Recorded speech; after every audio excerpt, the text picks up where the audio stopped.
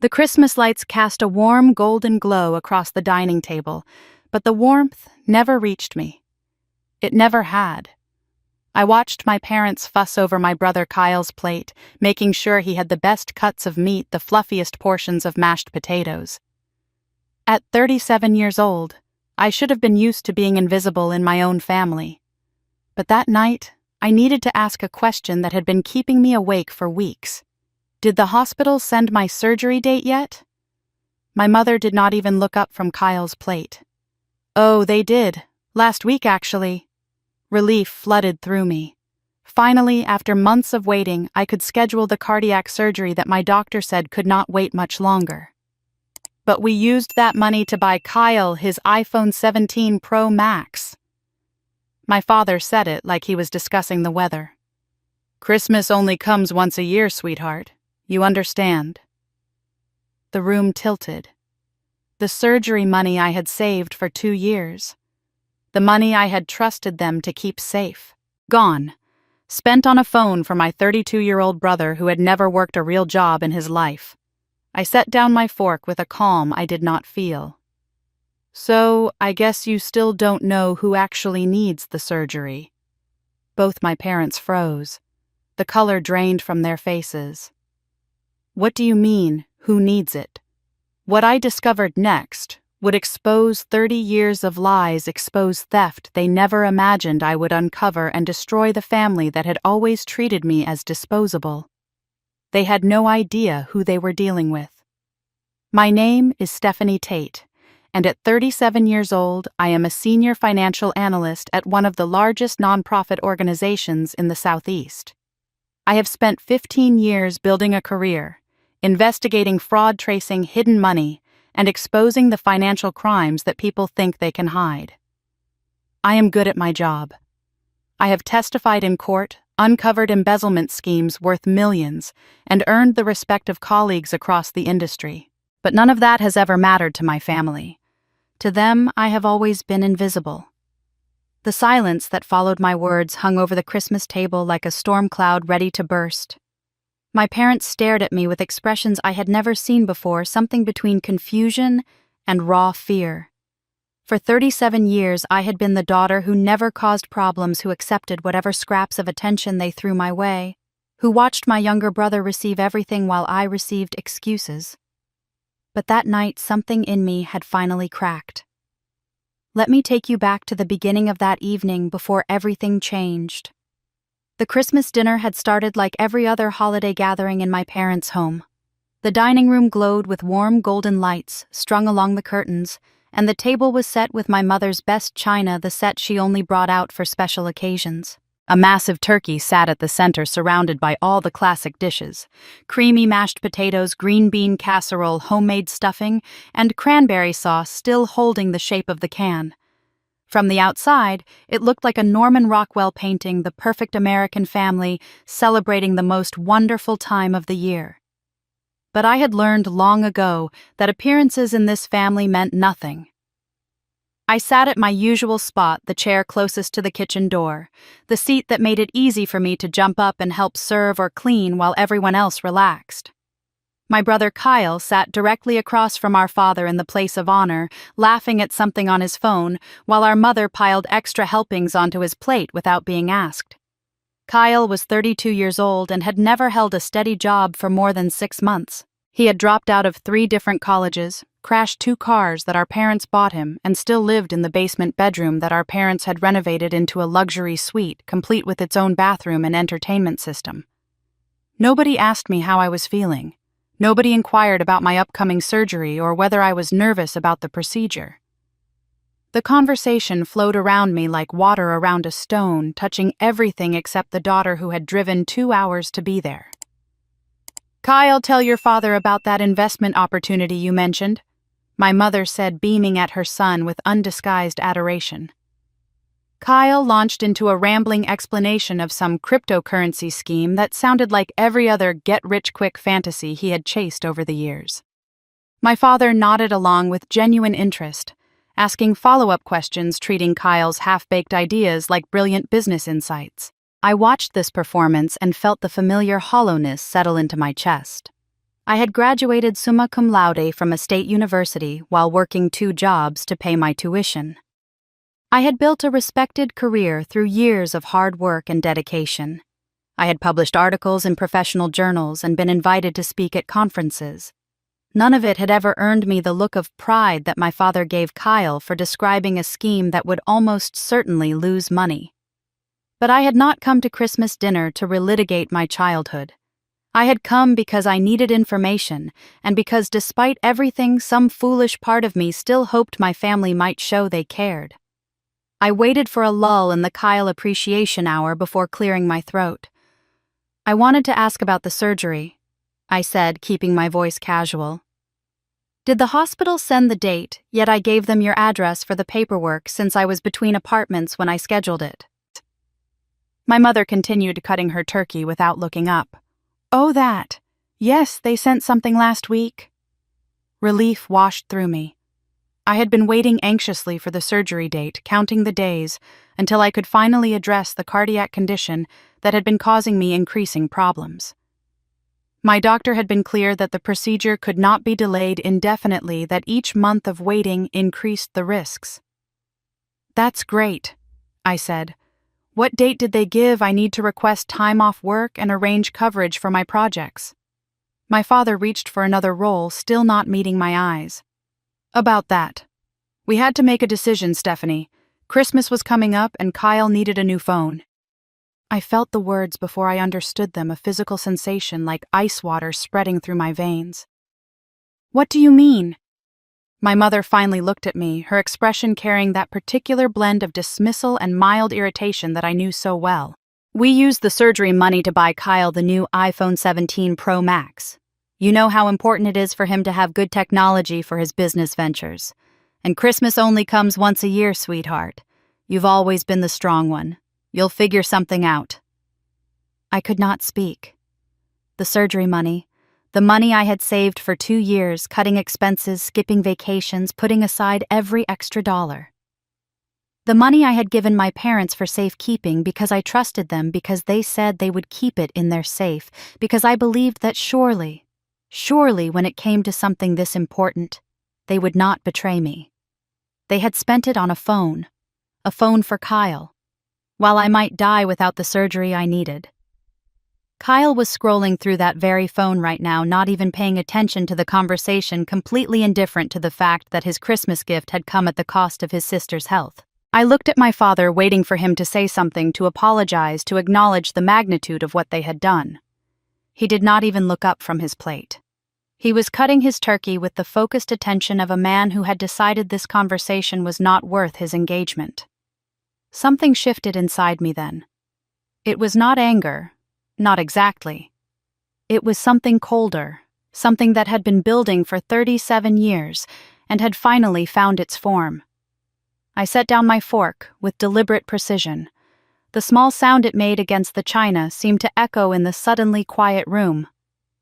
"So I guess you still don't know who actually needs the surgery." The words came out calm, almost casual, but they carried weight that even I had not fully anticipated. I watched as my mother's hand froze halfway to her wine glass. My father's head snapped up for the first time all evening, his eyes meeting mine with sudden sharp attention. Even Kyle looked up from his phone, sensing that something had changed in the atmosphere. "What do you mean?" My mother asked, her voice carrying an edge of uncertainty I had never heard before. "Who actually needs it?" my father repeated, and I saw something flicker across his face. It looked almost like fear. They stared at me, waiting, and I realized that for the first time in my entire life I held power in this family. They were afraid of what I might know. They were afraid of what I might say next. And they were right to be afraid. Their faces drained of color as they asked in unison, "So who is it?" I did not answer their question. Instead, I let the silence stretch, watching the fear bloom across their faces like ink spreading through water. For once, I was not the one waiting anxiously for scraps of attention. They were waiting for me.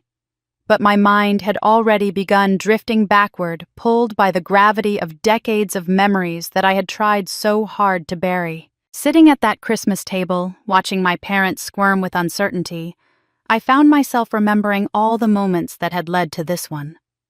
Each memory was a small cut insignificant on its own, but together they had left scars that ran deeper than anyone knew.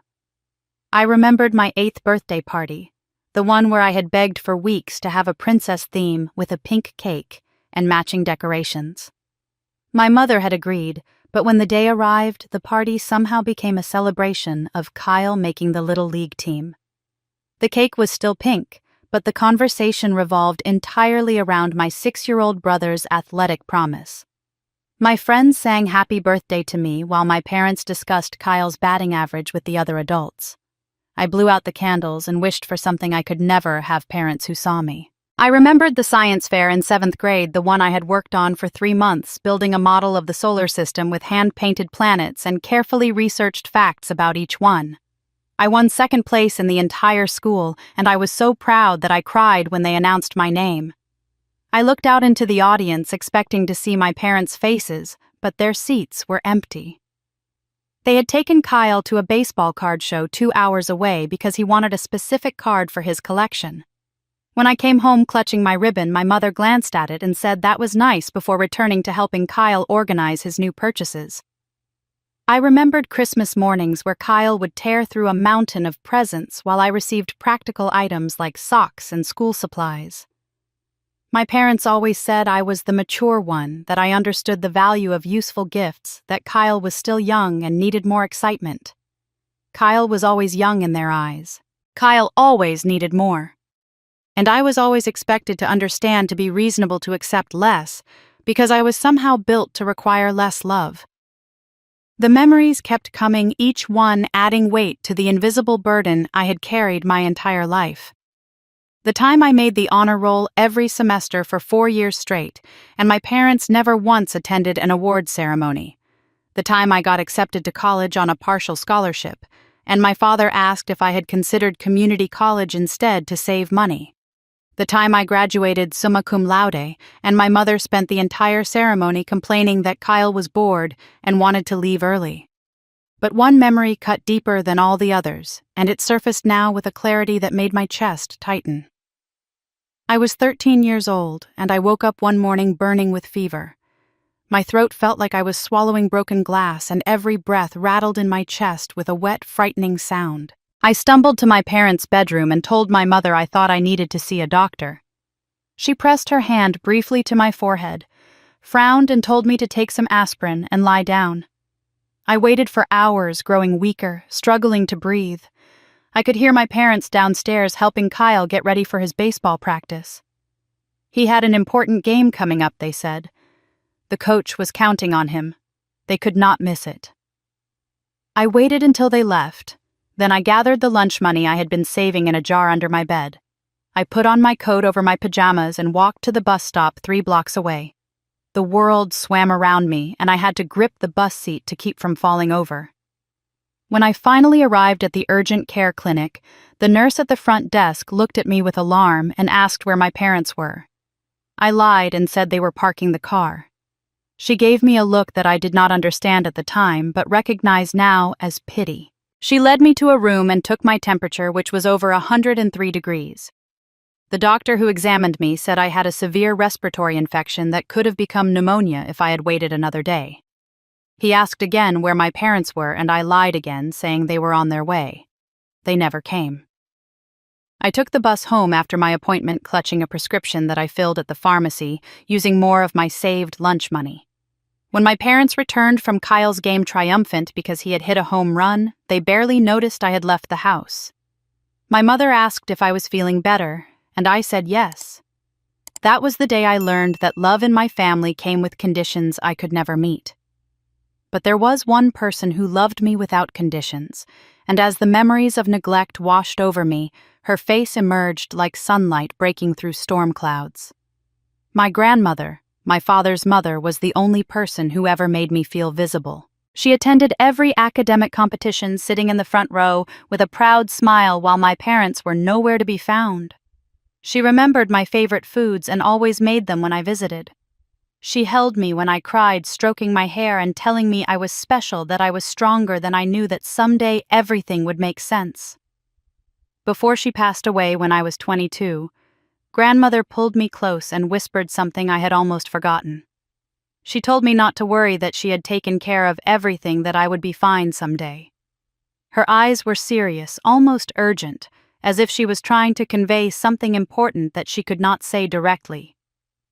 At the time, I thought it was just the comfort of a dying woman, words meant to soothe rather than inform. Now, sitting at this Christmas table with my parents' pale faces staring at me, those words echoed in my mind with new significance. Grandmother had taken care of everything. What had she meant? What had she done? And suddenly a specific memory surfaced with startling clarity. A memory about money, about documents, about conversations I had overheard and dismissed as a child. I was 16, and I had come home early from school. My parents were arguing in the kitchen, not realizing I was in the house. My father was angry, his voice rising as he said something about his mother meddling about documents she had filed without telling anyone, about how she was trying to control things from beyond the grave. My mother's response was sharp and bitter.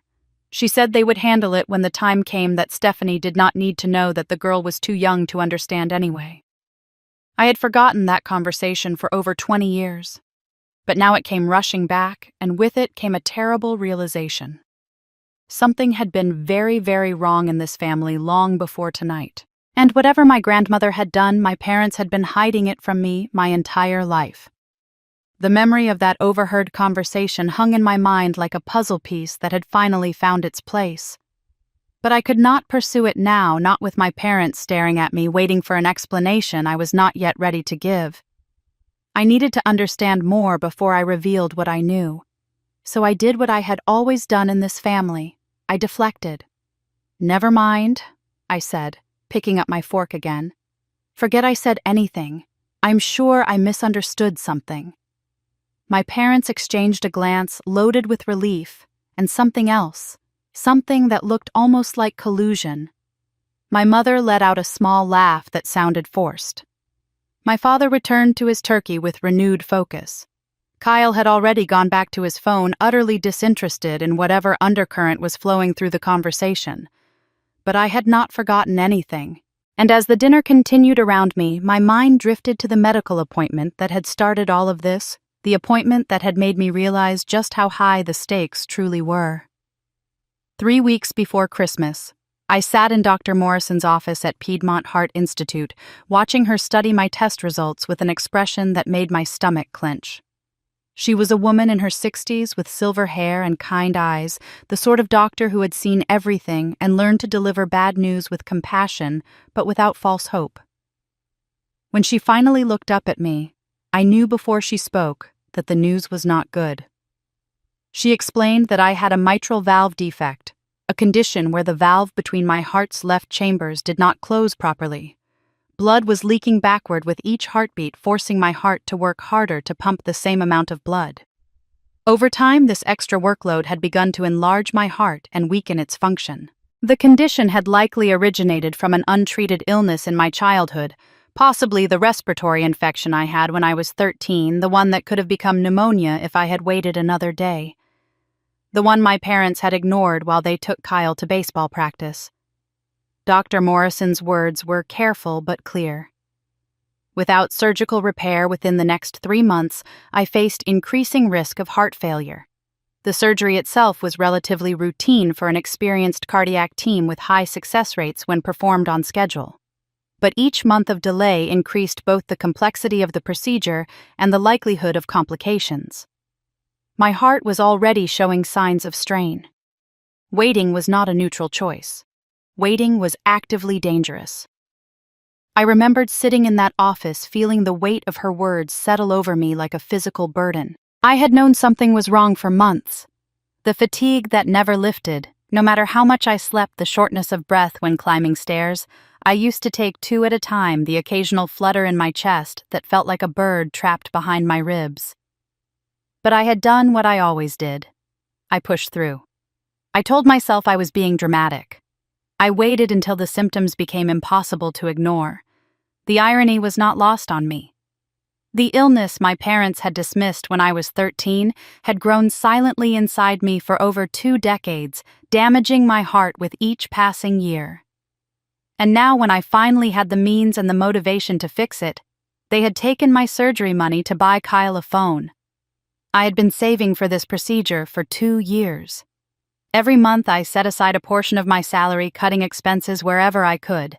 I skipped vacations and drove an older car and brought lunch to work instead of eating out. I calculated exactly how much I would need for the surgery, the hospital stay, the recovery time when I would not be able to work. I built a safety net dollar by dollar, sacrificing small pleasures for the larger goal of staying alive. And throughout those 2 years, my parents had continued to ask me for help with their bills. The mortgage payment was late, they would say. The car needed repairs. Kyle had an emergency and needed money for rent. Every time they asked, I gave what I could, believing their claims of financial hardship, trusting that they would never ask if they did not truly need it. I was a good daughter. I was the responsible one. I figured something out just like my mother always said I would. When I decided to give them my surgery fund for safekeeping, it seemed like the logical choice. I was between apartments, living temporarily with a friend while I searched for a new place. I did not have a safe or a secure location for that much cash. My parents had a safe in their bedroom, the one they used for important documents and valuables. They offered to keep my money there until I was ready to schedule the surgery. They said it would be safer with them. I never imagined they would touch it. I never imagined they would see $12,000 earmarked for their daughter's heart surgery and decide that Kyle needed a new phone more than I needed to live. Throughout the Christmas dinner, after they told me what they had done, I watched them carefully. Part of me, the part that still harbored some desperate hope for parental love, wanted to see recognition dawn on their faces. I wanted them to suddenly understand the gravity of their choice, to be horrified by what they had done, to apologize and promise to make it right. But that recognition never came. My mother continued eating as if she had announced nothing more significant than a change in holiday plans. My father nodded along with whatever Kyle was saying about his investment schemes. Neither of them asked about my surgery timeline or what I would do now that the money was gone. Neither of them seemed to register that they might have just signed their daughter's death warrant.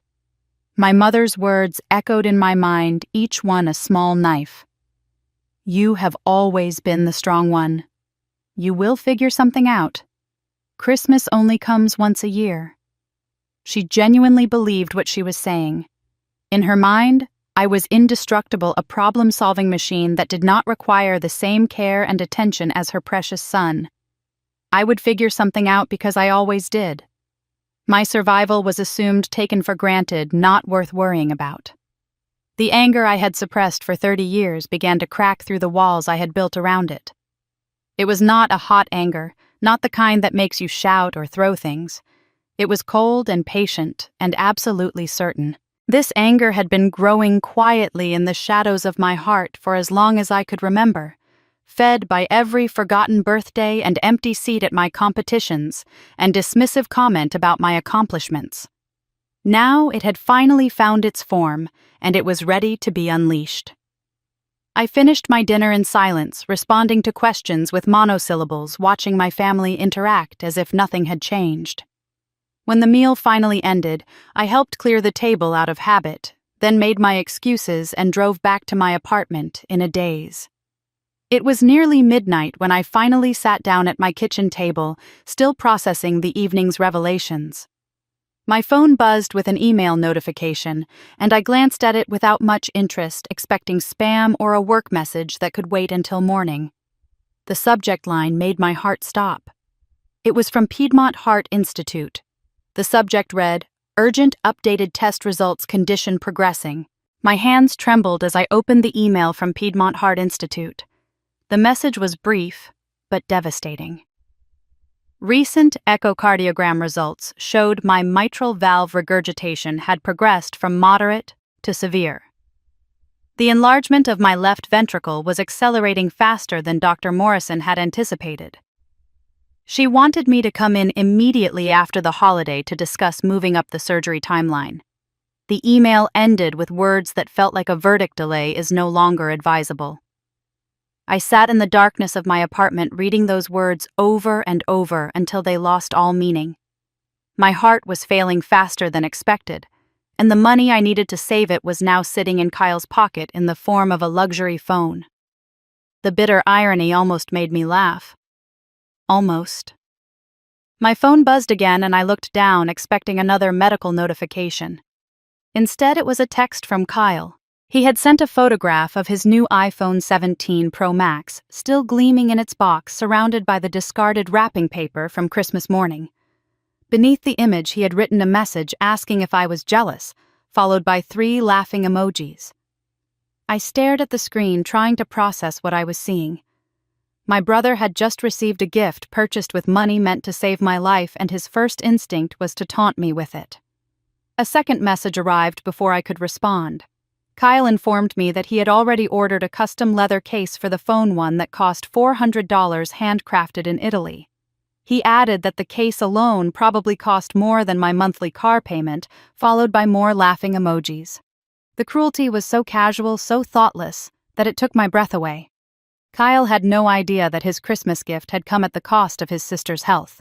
Or perhaps he did know, and simply did not care. Either possibility painted the same portrait of a man so consumed by his own desires that the suffering of others did not register as real to him. Before I could formulate a response, my phone rang. Kyle's name flashed across the screen, and against my better judgment, I answered.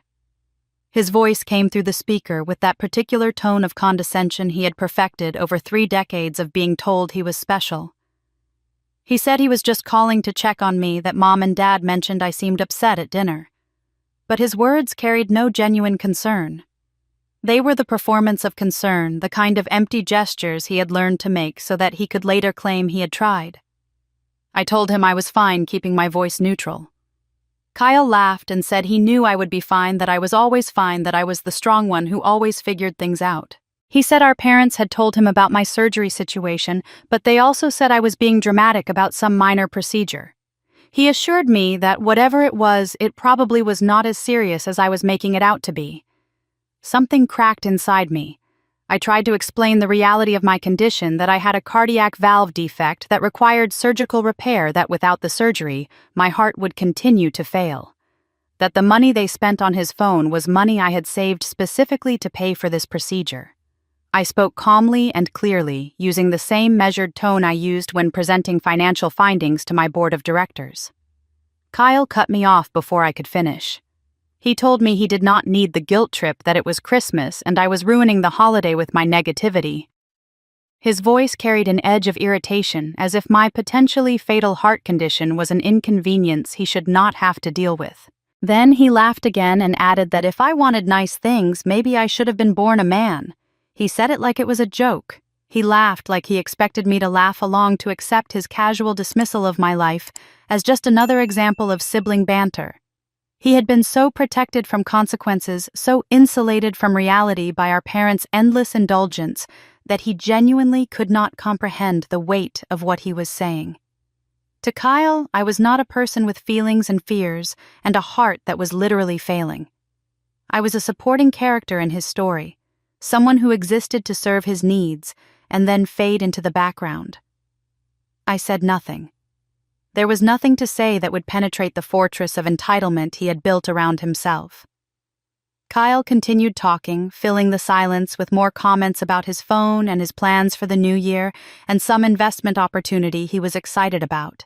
I let his words wash over me without absorbing them, my mind already working through implications and possibilities. Then my phone buzzed with another text notification. Kyle was still talking, but I glanced at the screen and saw he had sent me another message. It appeared to be a screenshot, though I could not imagine why he would be sending me one. I opened the image while Kyle droned on about cryptocurrency, and what I saw made the world go silent around me. It was a screenshot of a text conversation between Kyle and his girlfriend. The messages were time-stamped from earlier that day, probably sent while we were all sitting around the Christmas dinner table. In the conversation, Kyle had written that his sister was probably going to die poor while he got everything. He followed this statement with crying, laughing emojis. His girlfriend had responded with her own laughing emoji and asked if Stephanie was really that pathetic. Kyle's reply was burned into my memory forever. He wrote that I was completely pathetic, that I still hoped our parents would treat me fairly, that I could not accept that some people were just born to be winners while others were born to be forgotten. He had sent me this screenshot by accident. Perhaps he meant to forward it to his girlfriend as a continuation of their cruel joke. Perhaps his clumsy fingers had selected my name instead of hers. Whatever the reason, I was now holding written proof of exactly what my brother thought of me. Something shifted inside my chest, and it was not my failing heart. It was the last thread of sisterly affection, the final connection that had somehow survived decades of neglect and dismissal, finally snapping under a weight it could no longer bear. I had spent my entire life making excuses for Kyle, telling myself he did not understand that our parents had warped him, that somewhere beneath the entitlement there was a brother worth loving. That brother did not exist. Maybe he never had. I saved the screenshot to my phone, backed it up to my cloud storage, and said nothing to Kyle about his mistake. He was still talking, oblivious to the fact that he had just handed me ammunition. When I finally hung up the phone, I sat alone in the darkness of my apartment and felt something unfamiliar spread through my body. It started in my chest and radiated outward until it reached my fingertips, my toes, the top of my head. It was calm and cold and absolutely focused. I smiled quietly to myself, a cold smile that surprised even me. My reflection in the dark window showed a woman I barely recognized. Someone harder and more determined than the Stephanie who had driven to Christmas dinner, hoping for a scrap of parental approval. A plan was beginning to form, and for the first time in my life, I was going to stop being the family doormat. They had no idea what they had unleashed. The cold determination that had settled into my bones did not fade as the night wore on. If anything, it grew stronger, sharpening my thoughts into something focused and dangerous. My family had always underestimated me, seeing only what they wanted to see: the compliant daughter, the responsible sister, the woman who would always figure something out. They had no idea who I really was or what I was capable of doing. At 37 years old, I had built a career that would have impressed anyone who bothered to pay attention. I was a senior financial analyst at the Carter Foundation, one of the largest nonprofit organizations in the Southeast. Our annual budget exceeded $200 million, and I was responsible for auditing accounts across 17 different programs, developing financial strategies for long-term sustainability, and investigating any irregularities that surfaced in our complex web of grants and expenditures. But my specialty, the work that had earned me recognition throughout the nonprofit sector, was fraud investigation. Over the past decade, I had helped uncover embezzlement schemes worth millions of dollars. I had traced money through shell companies and offshore accounts, identified patterns of theft that others had missed for years, and built cases so airtight that prosecutors thanked me for making their jobs easy. I had testified as an expert witness in 7 different financial crime cases, sitting in courtrooms and explaining to juries exactly how perpetrators had manipulated systems and hidden their tracks. Defense attorneys had tried to discredit me on the stand, and every single time I had held my ground with facts and documentation that left no room for doubt. My colleagues respected my analytical mind, my attention to detail, my ability to see connections that others overlooked. I had been promoted 3 times in 8 years, and my director had recently hinted that I was being considered for a vice president position when the current VP retired next year. In my professional world, I was known as someone you did not want investigating your finances. But my family knew none of this. They had never asked what I actually did at work, never shown interest in my career beyond confirming that I had a steady paycheck they could occasionally tap into. To them, I was just Stephanie, the daughter who handled boring money stuff, the sister who always had a little extra to lend when Kyle needed bailing out. They could not conceive that the quiet woman they dismissed so easily had spent years developing expertise specifically designed to expose people exactly like them. My knowledge extended far beyond basic accounting. Through my work and continuing education, I had developed deep familiarity with consumer protection law, lending regulations, and anti-fraud statutes at both federal and state levels. I knew how to trace financial transactions through multiple institutions, how to identify forged signatures by analyzing pressure patterns and letter formations, how to build document trails that proved intent and established timelines. I understood the legal standards for identity theft prosecution, the elements required to prove fraud, the procedures for reporting financial crimes to authorities. These were skills I had never imagined using against my own family. Despite everything they had done, despite the decades of neglect and favoritism, I had always believed in the bonds of blood. I had hoped that love would eventually overcome their blindness, that someday they would wake up and see me as I truly was. I had given them chance after chance to prove me wrong about them, to show some spark of genuine parental affection. That hope died at the Christmas dinner table when my mother casually mentioned spending my surgery money on Kyle's phone. Whatever restraint I had maintained, whatever loyalty I had preserved out of familial obligation, it evaporated in that moment. They had proven beyond any doubt that my life meant nothing to them. Now I would use every skill I possessed to protect myself and expose the truth about what they had done. I walked to my home office, a small room I had converted from a storage closet when I moved into this apartment. Filing cabinets lined one wall, organized with the same precision I brought to my professional work. I kept copies of every important document I had ever signed, every contract I had entered into every financial record that might someday prove relevant. It was a habit born from my career, the understanding that documentation was power, and that records could reveal truths that people tried to hide. One cabinet contained documents related to my family papers they had asked me to sign over the years. My parents had a habit of presenting me with forms and telling me they were just formalities, nothing to worry about, routine paperwork that needed my signature. I had always trusted them, always signed where they pointed without reading too carefully, because what kind of daughter suspects her own parents of deception? Now I understood that my trust had been a tool they exploited. I pulled out the folder labeled Family Documents and spread its contents across my desk. With fresh eyes and professional scrutiny, I began to examine each paper as if it had been submitted to me for fraud investigation. The irregularities appeared almost immediately. There was a credit application from 6 years ago that I had supposedly co-signed for my parents. I remembered them saying it was for a home improvement loan, something about updating the kitchen, but the amount listed was far higher than any kitchen renovation would cost, and the terms included provisions I would never have agreed to if I had actually read them. My signature appeared at the bottom, but something about it looked slightly off the loops, a little too rounded, the slant, a little too pronounced. There was a document granting me as guarantor on a car loan for Kyle from 4 years ago. I had no memory of signing this paper. The signature looked like mine, but when I compared it to my current signature on recent bank documents, subtle differences emerged. The way the S curved the pressure on the downstrokes, the spacing between letters. It was close, very close, but not quite right. There were bank statements addressed to my parents, but listing me as an authorized user on accounts I had never accessed. There were insurance documents naming me as a co-policyholder on property I had never visited. There were loan modification agreements bearing my signature on dates when I knew I had been out of state for work conferences. The deeper I dug, the more I found. Numbers that did not add up, addresses that did not match, dates that could not possibly be correct.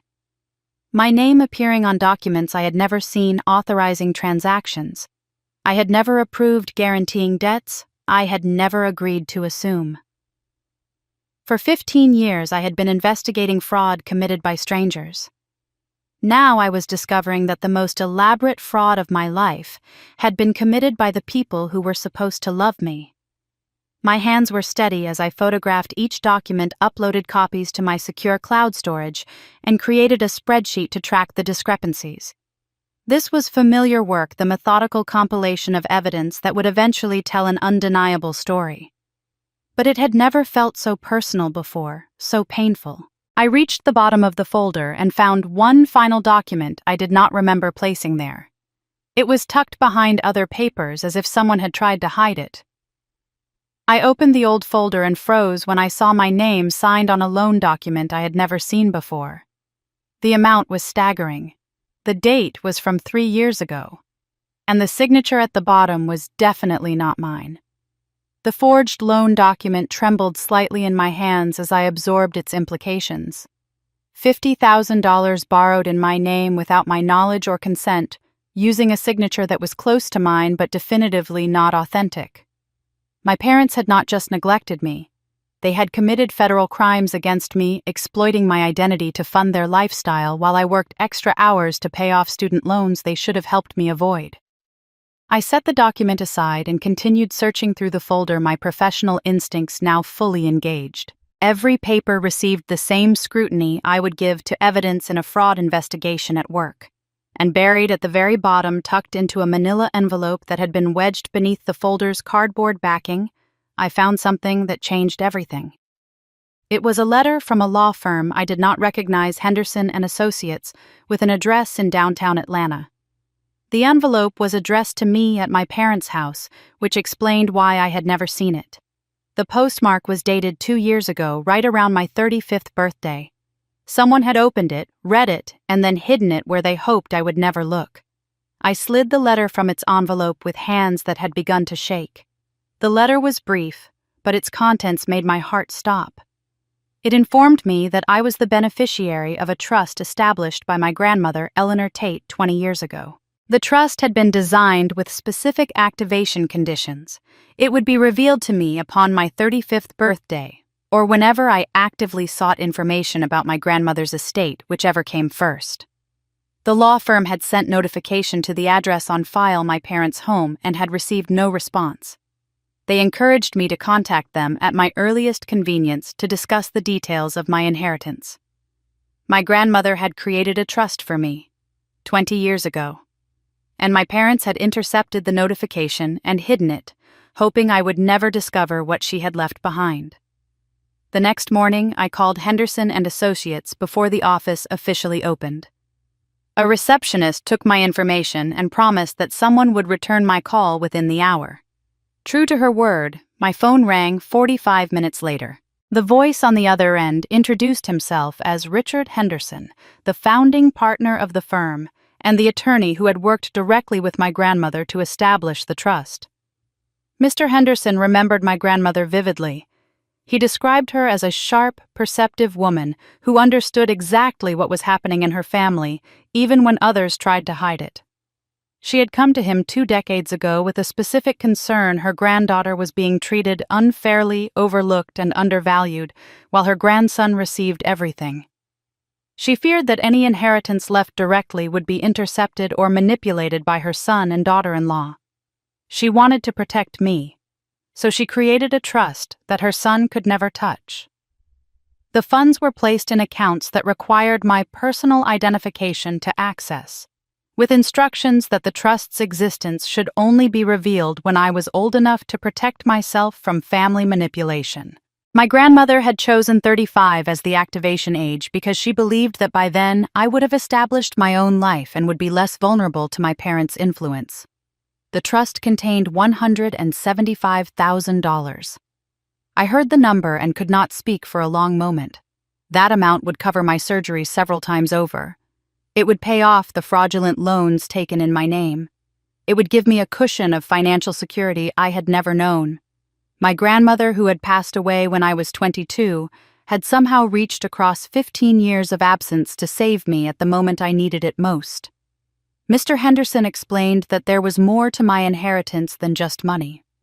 My grandmother had left a personal letter with the trust to be delivered to me along with the financial documents. He offered to read it over the phone, but I asked him to wait.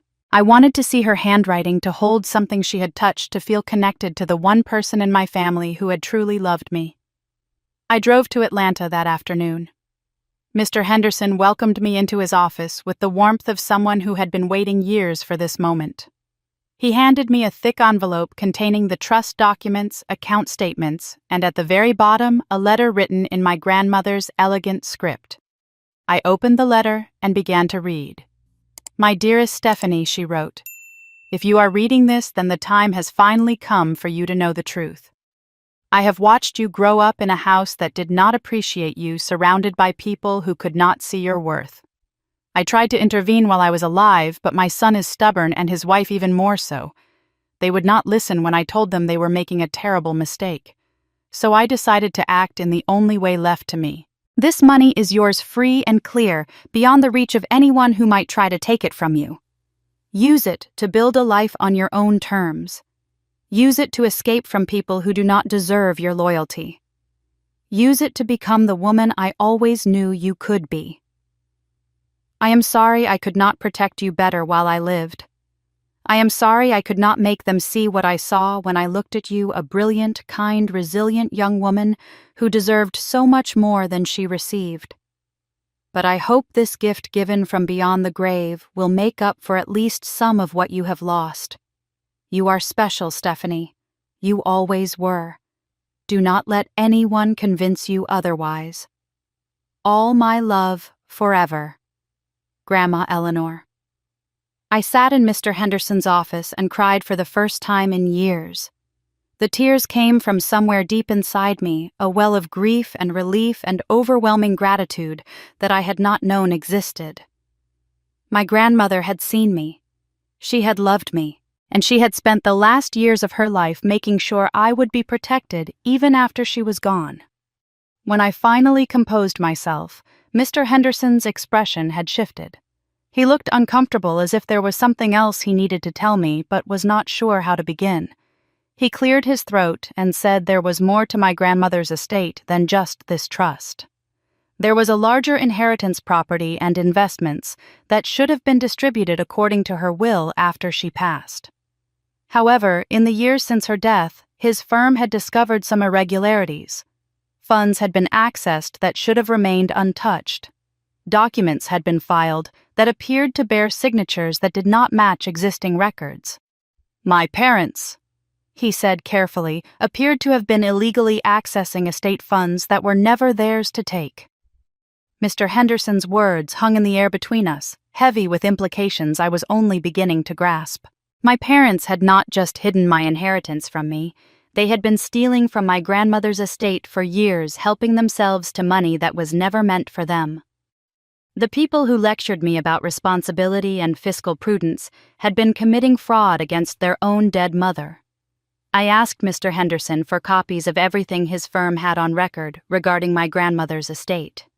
He obliged without hesitation, producing a thick folder of documents that included the original will property assessments, investment account statements, and a detailed log of every withdrawal and transfer made since my grandmother's death. He also provided records of the suspicious transactions his firm had flagged, complete with dates, amounts, and the signatures that appeared to authorize each one. Armed with this information and fueled by a cold fury that grew stronger with each passing hour, I returned home and began the most thorough financial investigation of my career. This time the subject was not a distant corporation or anonymous embezzler. This time the criminals were my own parents. Using my professional skills and the access I now had to grandmother's estate records, I started piecing together the true picture of my family's finances. What I discovered was staggering in its scope and devastating in its implications. My parents owed over $47,000 in credit card debt spread across 8 different accounts. Some of these cards had been opened relatively recently, suggesting a pattern of seeking new credit to pay off old debts, the classic spiral that leads inevitably to financial collapse. Interest rates on several accounts exceeded 20%, meaning they were paying thousands of dollars each year just to service debt that continued to grow despite their payments. Then there was the car loan. Kyle drove a luxury SUV that I had assumed was leased through some reasonable arrangement. In reality, my parents had co-signed a loan for $72,000 so their precious son could drive a vehicle that cost more than many people's annual salary. The monthly payments alone exceeded what I spent on my entire apartment, and Kyle had never made a single payment himself. Why would he when his parents were happy to sacrifice everything for his comfort? But the most damaging discovery was the second mortgage on the family home. I found the documents buried in the estate records, part of a series of transactions that my parents had tried to obscure. 5 years ago, they had taken out a home equity loan for $120,000, using the family house as collateral. The stated purpose on the application was home improvement, but when I cross-referenced the timing with my memories of that period, I understood exactly where the money had gone. That was the year Kyle dropped out of his third college and moved back home. That was the year my parents completely renovated the basement, transforming it from a storage space into a luxury suite with a private bathroom, built-in entertainment center, and custom closets. They installed heated floors, a wet bar, and smart home technology that Kyle could control from his phone. They bought him a king-sized bed, designer furniture, and a gaming setup that would have been the envy of any professional streamer. Meanwhile, my childhood bedroom remained exactly as it had been when I left at 18. The same faded wallpaper, the same worn carpet, the same narrow bed with its squeaky springs. When I visited for holidays, I slept in that room and listened to Kyle's surround sound system thumping through the floor above me. I had thought my parents simply could not afford to update the house. Now I understood the truth. They had plenty of money for renovations. They just did not consider their daughter worth the investment. Every financial decision my family had made over the past 2 decades prioritized Kyle while treating me as someone who should be grateful for whatever scraps remained. They funded his failed education attempts while I worked 2 jobs to pay my own tuition.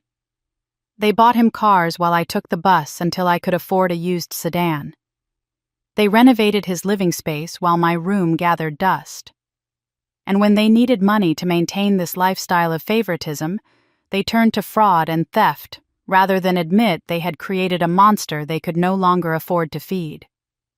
The most alarming discovery came when I accessed public records for property liens and foreclosure notices. The family home, the house where I had grown up, invisible and overlooked, was currently at risk of foreclosure. My parents had missed 3 mortgage payments in the past 6 months, and the bank had issued a formal notice of default. If they did not restructure their debt within the next 90 days, the foreclosure process would begin in earnest. They were about to lose everything, and they had told no one. Now I understood why my mother had seemed almost relieved when I offered to let them hold my surgery money for safekeeping. They had never intended to keep it safe. They needed it to survive another month, to make another payment, to maintain Kyle's lifestyle for a few more weeks, while they desperately searched for another solution. My surgery funds were not being held in their safe. They had already been spent, absorbed into the endless void of debt and favoritism that defined my family's finances. The family needed me more than ever. Without someone to bail them out, they would lose their home, their credit would be destroyed, and the careful facade of middle-class respectability would crumble. Yet they continued to treat me as disposable as the daughter who would figure something out, as the reliable backup plan they could exploit without consequence. I spent the next several hours compiling a complete financial profile of my parents, documenting every debt, every asset, every suspicious transaction. My training in fraud investigation made this work almost automatic, a systematic process of gathering evidence and identifying patterns. But nothing had prepared me for what I found when I ran a comprehensive credit check on myself. There were accounts I had never opened, credit lines I had never authorized, loans I had never applied for. Someone had been using my personal information, my social security number, my good credit history to borrow money without my knowledge or consent. I pulled the detailed records and examined each fraudulent account. The applications had been submitted over a period of several years, starting when I was still in my 20s. The signatures on the documents were close to mine, but not exact the same slightly wrong formations I had noticed earlier. The addresses listed were my parents' home. The phone numbers were their landline. My name and signature appeared on a loan document I had never signed. $63,000 had been borrowed against my credit without my knowledge. And when I traced where the money had gone, the destination was unmistakable: my parents' bank account. The $63,000 loan was devastating enough on its own. But as I continued digging through credit reports and financial records with the methodical precision of my professional training, I discovered it was only the beginning.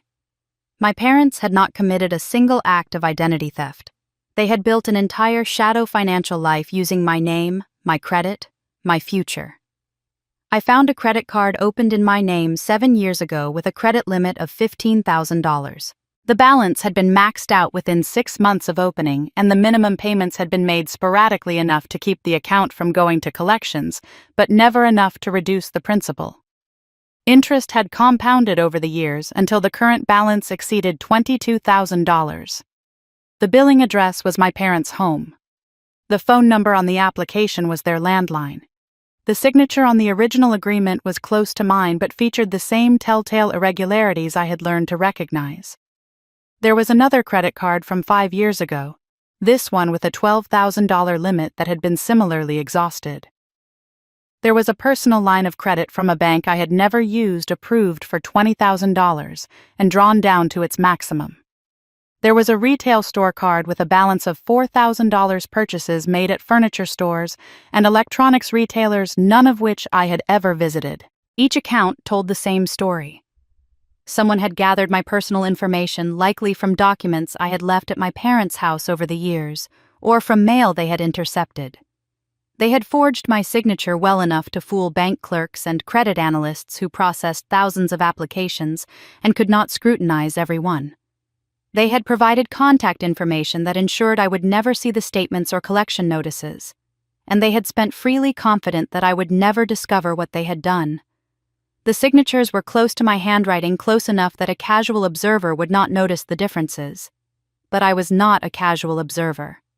I had spent years studying forged documents, learning to identify the subtle markers that distinguished authentic signatures from copies. I could see where the forger had hesitated, uncertain of the exact angle of my letters. I could see where the pressure varied in ways that did not match my natural writing patterns. I could see the slightly mechanical quality that came from trying to replicate rather than simply sign. Only someone with my training could spot these differences. My parents had counted on that. They had assumed I would never look closely, would never question, would never apply the same scrutiny to family that I applied to strangers. They had been right for years, but they were not right anymore. The emotional pain of this discovery cut deeper than anything I had experienced before. My parents had always preached the importance of family trust. Blood takes care of blood, my father used to say, usually right before asking me for money. Family comes first, my mother would remind me whenever I expressed frustration at being overlooked. They had made me feel guilty for questioning their decisions, selfish for wanting recognition, ungrateful for noticing the disparity between how they treated me and how they treated Kyle. Now I understood that their talk of family loyalty had been nothing more than a manipulation tactic. Every lecture about trust, every reminder that family should stick together, every guilt trip about my supposed lack of appreciation, all of it had been designed to keep me compliant, while they exploited my identity for their own benefit. They needed me to believe in family loyalty, so I would not look too closely at what they were doing behind my back. They needed me to feel guilty, so I would keep giving them money and signing documents without reading them carefully. They had never seen me as a daughter to protect. I was a resource to be used, a credit score to be borrowed against a future to be mortgaged for their present comfort. The love I had craved from them my entire life had never existed. What I mistook for family bonds were actually chains designed to keep me tethered and accessible whenever they needed to extract more value from my existence. I sat at my desk, surrounded by evidence of their betrayal, and calculated the total amount borrowed in my name without my knowledge or consent. The credit cards totaled over $38,000. The personal line of credit added another $20,000. The original loan I had discovered came to $63,000. There were smaller accounts, 2 store cards and financing arrangements that added a few thousand more. The final number exceeded $120,000. $120,000 of debt attached to my name, my credit history, my financial future. If these accounts defaulted, my credit score would be destroyed. I would struggle to rent an apartment, buy a car, or obtain any form of financing for years.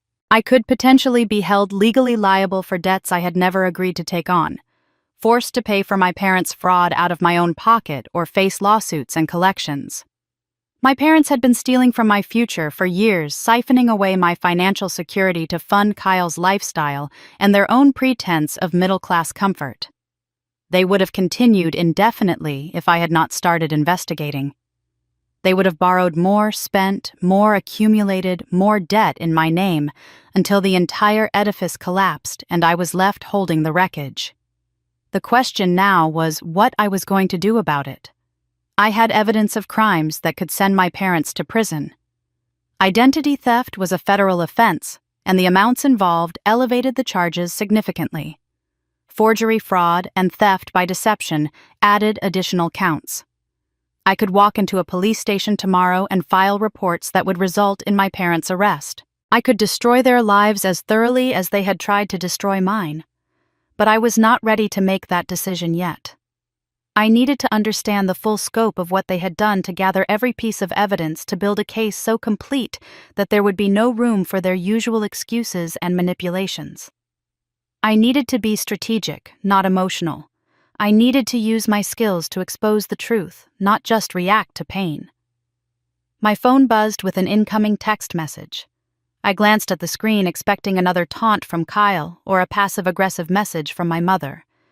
Instead, I saw a text from a number I did not recognize.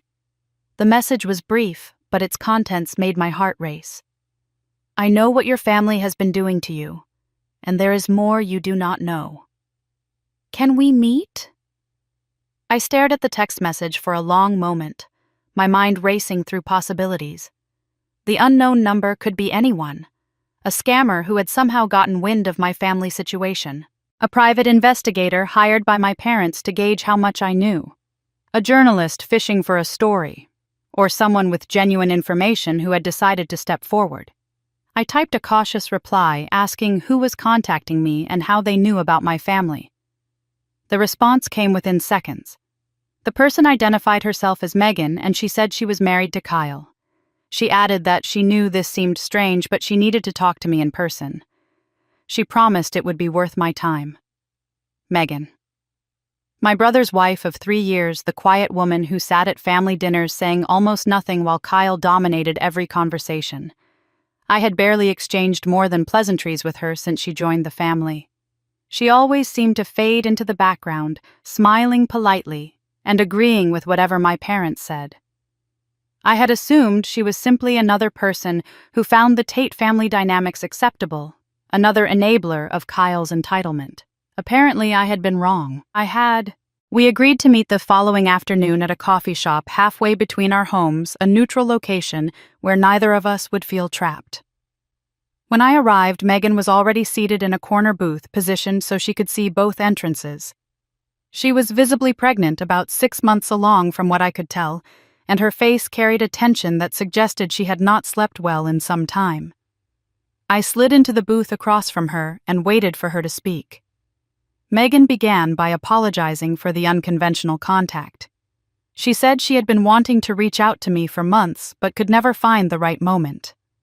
Then Christmas happened and she watched from across the table as my parents casually mentioned spending my surgery money on Kyle's phone. She saw my face when I realized what they had done. She heard my mother dismiss my health concerns as if they meant nothing. And that night, lying awake next to a husband who snored contentedly after receiving his expensive gift, she made a decision. She would no longer be complicit in this family's abuse. I asked her what she meant by abuse, and Megan let out a bitter laugh. She told me she had been watching the family dynamics with growing horror for 3 years. At first, she thought the favoritism toward Kyle was just normal parental preference, the kind of thing many families exhibited to some degree. But the longer she stayed, the more she understood that what happened in the Tate family was something much darker. Kyle was not just favored. I was actively punished for existing treated as less than human, expected to sacrifice endlessly while receiving nothing in return.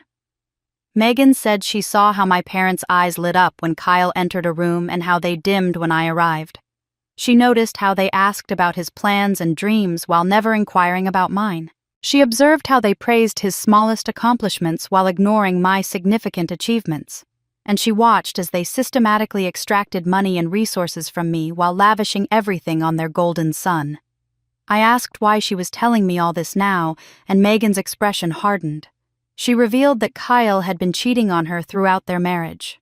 She had suspected for over a year, but had only confirmed it recently when she found messages on his phone. Multiple women, multiple affairs, a pattern of deception that stretched back to before their wedding. When she confronted him, Kyle laughed and said she should be grateful he came home at all. But the affairs were not the worst of it. Megan had also discovered that Kyle had gambling debts totaling nearly $30,000. She found out because creditors started calling their home demanding payment for loans Kyle had taken out under his own name. When she demanded an explanation, Kyle admitted he had a problem but said his parents were helping him manage it. They had been funneling money to cover his gambling losses for years, which was partly why they always seemed to need cash, and partly why they had been so eager to get their hands on my surgery fund. Megan realized that if she stayed in this family, she and her baby would eventually be treated exactly like me. She would be expected to sacrifice, to accommodate, to accept less, so that Kyle could have more. Her child would grow up watching their father cheat and lie, while their grandparents enabled every destructive behavior. She refused to let that happen. I asked what she wanted from me, and Megan leaned forward with intensity in her eyes. She wanted a divorce and full custody of her child, but she knew that the Tate family would fight her viciously, that they would lie and manipulate and use every resource to keep Kyle from facing consequences. She needed evidence of Kyle's financial irresponsibility, his gambling addiction, his affairs, and the family's pattern of fraud. She needed documentation that would convince a judge that Kyle was unfit to have unsupervised access to their baby. In exchange, she was offering me something valuable insider information. Megan had been living in that house for 3 years, treated as invisible just like me, which meant she had overheard conversations that were never meant for outside ears. She knew about discussions between Kyle and his parents regarding grandmother's estate conversations that made clear they had been stealing from it for years. She had seen documents they thought were hidden and heard admissions they thought were private. "We could help each other," she said. "We shared a common enemy, and together we could bring down the family that had hurt us both." I studied the woman across from me, searching for signs of deception. But all I saw was exhaustion, determination, and the particular kind of anger that comes from being betrayed by people who were supposed to love you. I recognized that anger because I felt it myself. I told her I was willing to listen to whatever she had to share. Megan nodded and took a deep breath. She said there was something else I needed to know, something about my father that explained everything. She had overheard my parents arguing late one night when they thought everyone was asleep. My mother was furious about something, and my father was defensive, and in the heat of the argument, truths came out that had been buried for decades. Megan looked at me with something like sympathy in her eyes. She said what she was about to tell me was going to change how I saw my entire childhood. Megan paused as if gathering the courage to continue. The coffee shop noise faded around us as I waited, sensing that whatever she was about to reveal would fundamentally alter my understanding of the family I had grown up in. She wrapped her hands around her cup and began to speak in a low voice that I had to lean forward to hear. She told me about a night 3 months ago when she had been unable to sleep. Her pregnancy made rest difficult, and she often wandered the house in the small hours when everyone else was unconscious. That particular night she heard raised voices coming from my parents' bedroom. They were arguing, which was unusual because they typically presented a united front even in private. Curious and perhaps a little reckless, Megan had crept closer to their door and listened. My father had been drinking heavily that evening. Megan could hear the slur in his words, the looseness that alcohol brought to his normally controlled demeanor. He was saying things he never would have said. Sober confessions that had been locked away for decades, finally spilling out under the influence of whiskey and whatever had triggered the argument. He told my mother that she had never understood what Kyle meant to him. She had never truly grasped why he needed to protect their son so fiercely. And then, in a voice thick with old grief, he revealed a secret he had apparently kept from everyone except his wife. Before marrying my mother, my father had been in a serious relationship with another woman. That relationship produced a child, a son named Daniel, born when my father was barely 22 years old. The relationship ended badly, but my father maintained custody of his son. For 5 years, he raised Daniel as a single parent, building his life around that little boy. Then came the accident. My father was driving on a rainy night with 5-year-old Daniel in the back seat. He lost control of the car on a slick curve. The vehicle struck a tree. My father walked away with minor injuries. Daniel did not survive. I listened to Megan recount this story and felt the ground shift beneath my understanding of everything. A brother I never knew existed. A tragedy that had shaped my father's entire life. A secret that had been buried so deeply that I had never even suspected its existence. Megan continued, her voice soft with something that might have been sympathy. She explained that my father never recovered from the guilt. He blamed himself completely for Daniel's death, carrying the weight of that loss every single day for nearly 40 years. He had tried to move on, had married, my mother had built a new family.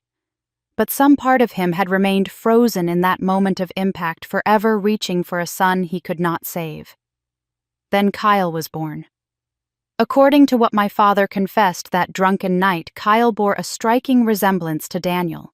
The same eyes, the same smile, the same way of tilting his head when he was curious.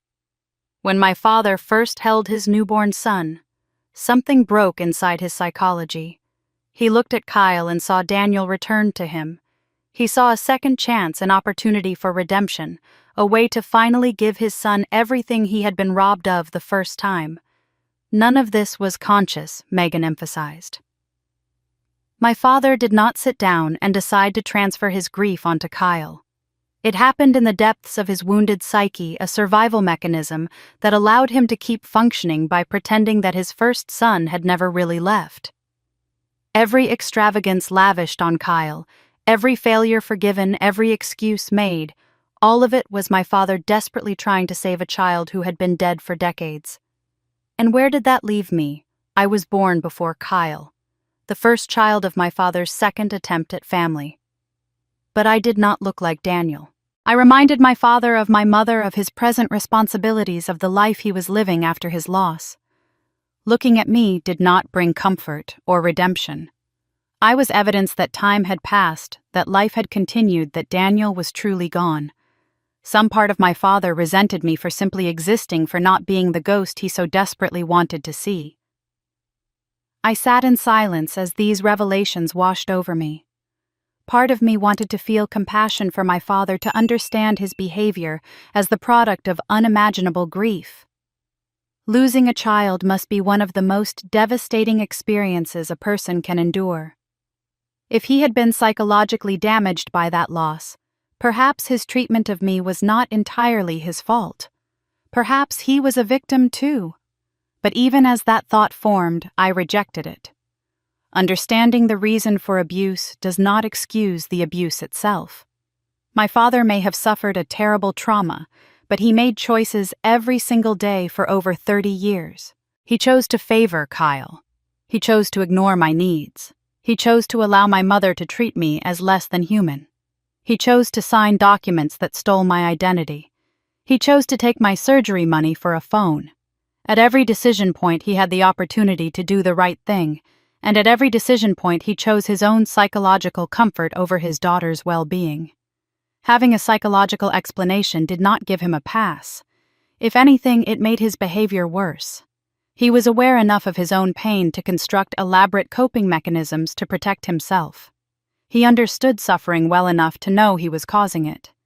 And still, he chose to inflict that suffering on me rather than seek help, rather than try to heal, rather than make different decisions. My father was not a helpless victim of circumstance.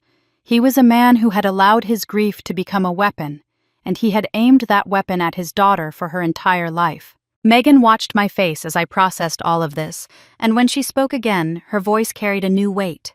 She said there was more. The connection between my father's first son and Kyle went deeper than psychological transference. Daniel had died from injuries sustained in the car accident, but before the crash, he had already been diagnosed with a genetic condition affecting his kidneys. It was hereditary, passed down through my father's bloodline. Kyle had inherited the same condition. My parents had known about Kyle's kidney problems since he was a teenager. They had been managing his treatment secretly using estate money and borrowed funds to pay for specialists and medications. This was partly why they were so protective of him, so determined to give him everything, so willing to sacrifice anything for his comfort. In their minds, Kyle was fragile, precious, living on borrowed time, just like Daniel had been. And they had hidden all of this from me, their daughter, while stealing my money to pay for his care. The revelation about Kyle's kidney condition settled over me like a fog, obscuring everything I thought I knew about my family. For years, I had watched my parents pour resources into my brother without understanding why their devotion seemed so desperate, so absolute. Now the pieces clicked into place with sickening clarity. Kyle was not just the favored child. He was the replacement for a dead son, the vessel for decades of unresolved grief, and now a patient whose genetic condition connected him directly to the tragedy my father could never escape. Megan explained what she knew about Kyle's medical situation.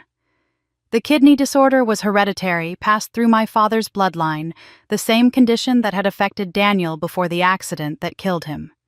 Kyle had been diagnosed as a teenager after routine blood work revealed abnormalities that led to further testing. The condition required ongoing monitoring medication and periodic treatments to prevent deterioration. It was serious but manageable with proper care. Kyle was not dying.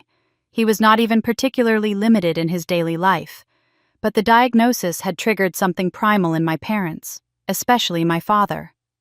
When they learned their son carried the same genetic marker as the child who had died in that car accident, every protective instinct they possessed focused on Kyle with laser intensity. They became determined to give him everything to shield him from every discomfort, to ensure that this son would not be taken from them the way Daniel had been taken. The logic was emotional rather than medical. Kyle's condition was treatable, but their fear was not. And in their fear, they had made a calculation that still takes my breath away when I consider it fully. They had chosen Kyle's comfort over my survival. The cruel irony cut deeper than any wound I had suffered before. Both of their children had health conditions that required attention. Kyle needed ongoing kidney care. I needed cardiac surgery. But only one of us was deemed worthy of family resources. Only one of us received specialists and treatments and the full force of parental concern. The other was left to take the bus to urgent care clinics alone to save her own money for surgery to figure something out, because she was the strong one. I thought about that day when I was 13, burning with fever, struggling to breathe, waiting for parents who never came. They had been too busy driving Kyle to baseball practice to take their daughter to the doctor. I had made my way to the clinic alone, been diagnosed with a severe respiratory infection, and treated myself with medication purchased from my lunch money savings. At the time, I thought this was simply another example of being overlooked, another small cut to add to the collection. Now I understood it was much worse than that. The untreated illness when I was 13 had likely caused the cardiac damage that now threatened my life. Dr. Morrison had explained that my mitral valve defect probably originated from an infection that was not properly treated in childhood, one that caused inflammation affecting my heart. If my parents had taken me to a proper doctor, if they had prioritized my health, even once the damage might have been diagnosed early, it might have been prevented entirely. Instead, they sent their feverish daughter alone to a clinic that lacked the resources to identify something as serious as cardiac involvement. My current life-threatening condition was the direct result of their years of neglect. They had created the very problem they were now refusing to help solve. And they had done it because Kyle needed to practice baseball that day, because Kyle's schedule was more important than their daughter's ability to breathe. The family's calculation became horrifyingly clear as I sat across from Megan processing decades of choices that had led to this moment. In my parents' twisted accounting, Kyle's life was more valuable than mine. He was a son, the gender they truly wanted. He represented my father's redemption, his second chance at saving Daniel. He had always been the priority, and therefore his medical needs took precedence over everything else. Every dollar spent on Kyle's kidney treatments was a dollar that could not be spent on Stephanie's heart surgery. Every ounce of parental attention focused on Kyle's condition was attention unavailable for their daughter's deteriorating health. They genuinely believed I would somehow survive without the surgery. They had spent so many years minimizing my needs, dismissing my concerns, telling me I was being dramatic, that they could no longer distinguish between genuine emergencies and the fiction they had constructed. In their minds, I was indestructible. The daughter who always figured things out, the strong one who did not require the same care as their precious son. They could not accept that I might actually die without treatment, because accepting that would mean confronting the monster they had created through 30 years of neglect. Megan watched me process all of this, her expression a mixture of sympathy and shared outrage. She understood what it felt like to be dismissed by this family, to be treated as less than human, to be expected to sacrifice without acknowledgement or appreciation. She was carrying Kyle's child, and she had already decided that baby would never be subjected to the same toxic dynamics that had shaped my life. I asked Megan if she had any documentation of Kyle's medical condition, any proof that my parents had been spending estate money and borrowed funds on his treatment. She nodded and said she had copies of medical bills, insurance statements, and bank transfers that clearly showed the pattern. She had been gathering evidence for months, preparing for the divorce she knew was coming. Together, we had enough to expose everything. The identity theft, the estate fraud, the forged signatures, the stolen inheritance, and now the medical cover-up that revealed just how calculated my parents' favoritism had been. They had made a conscious choice to save one child while letting the other deteriorate. They had decided that Kyle's manageable condition deserved unlimited resources, while my potentially fatal condition deserved nothing but dismissal. Something crystallized inside me as I sat in that coffee shop, looking at the woman who had become my unexpected ally.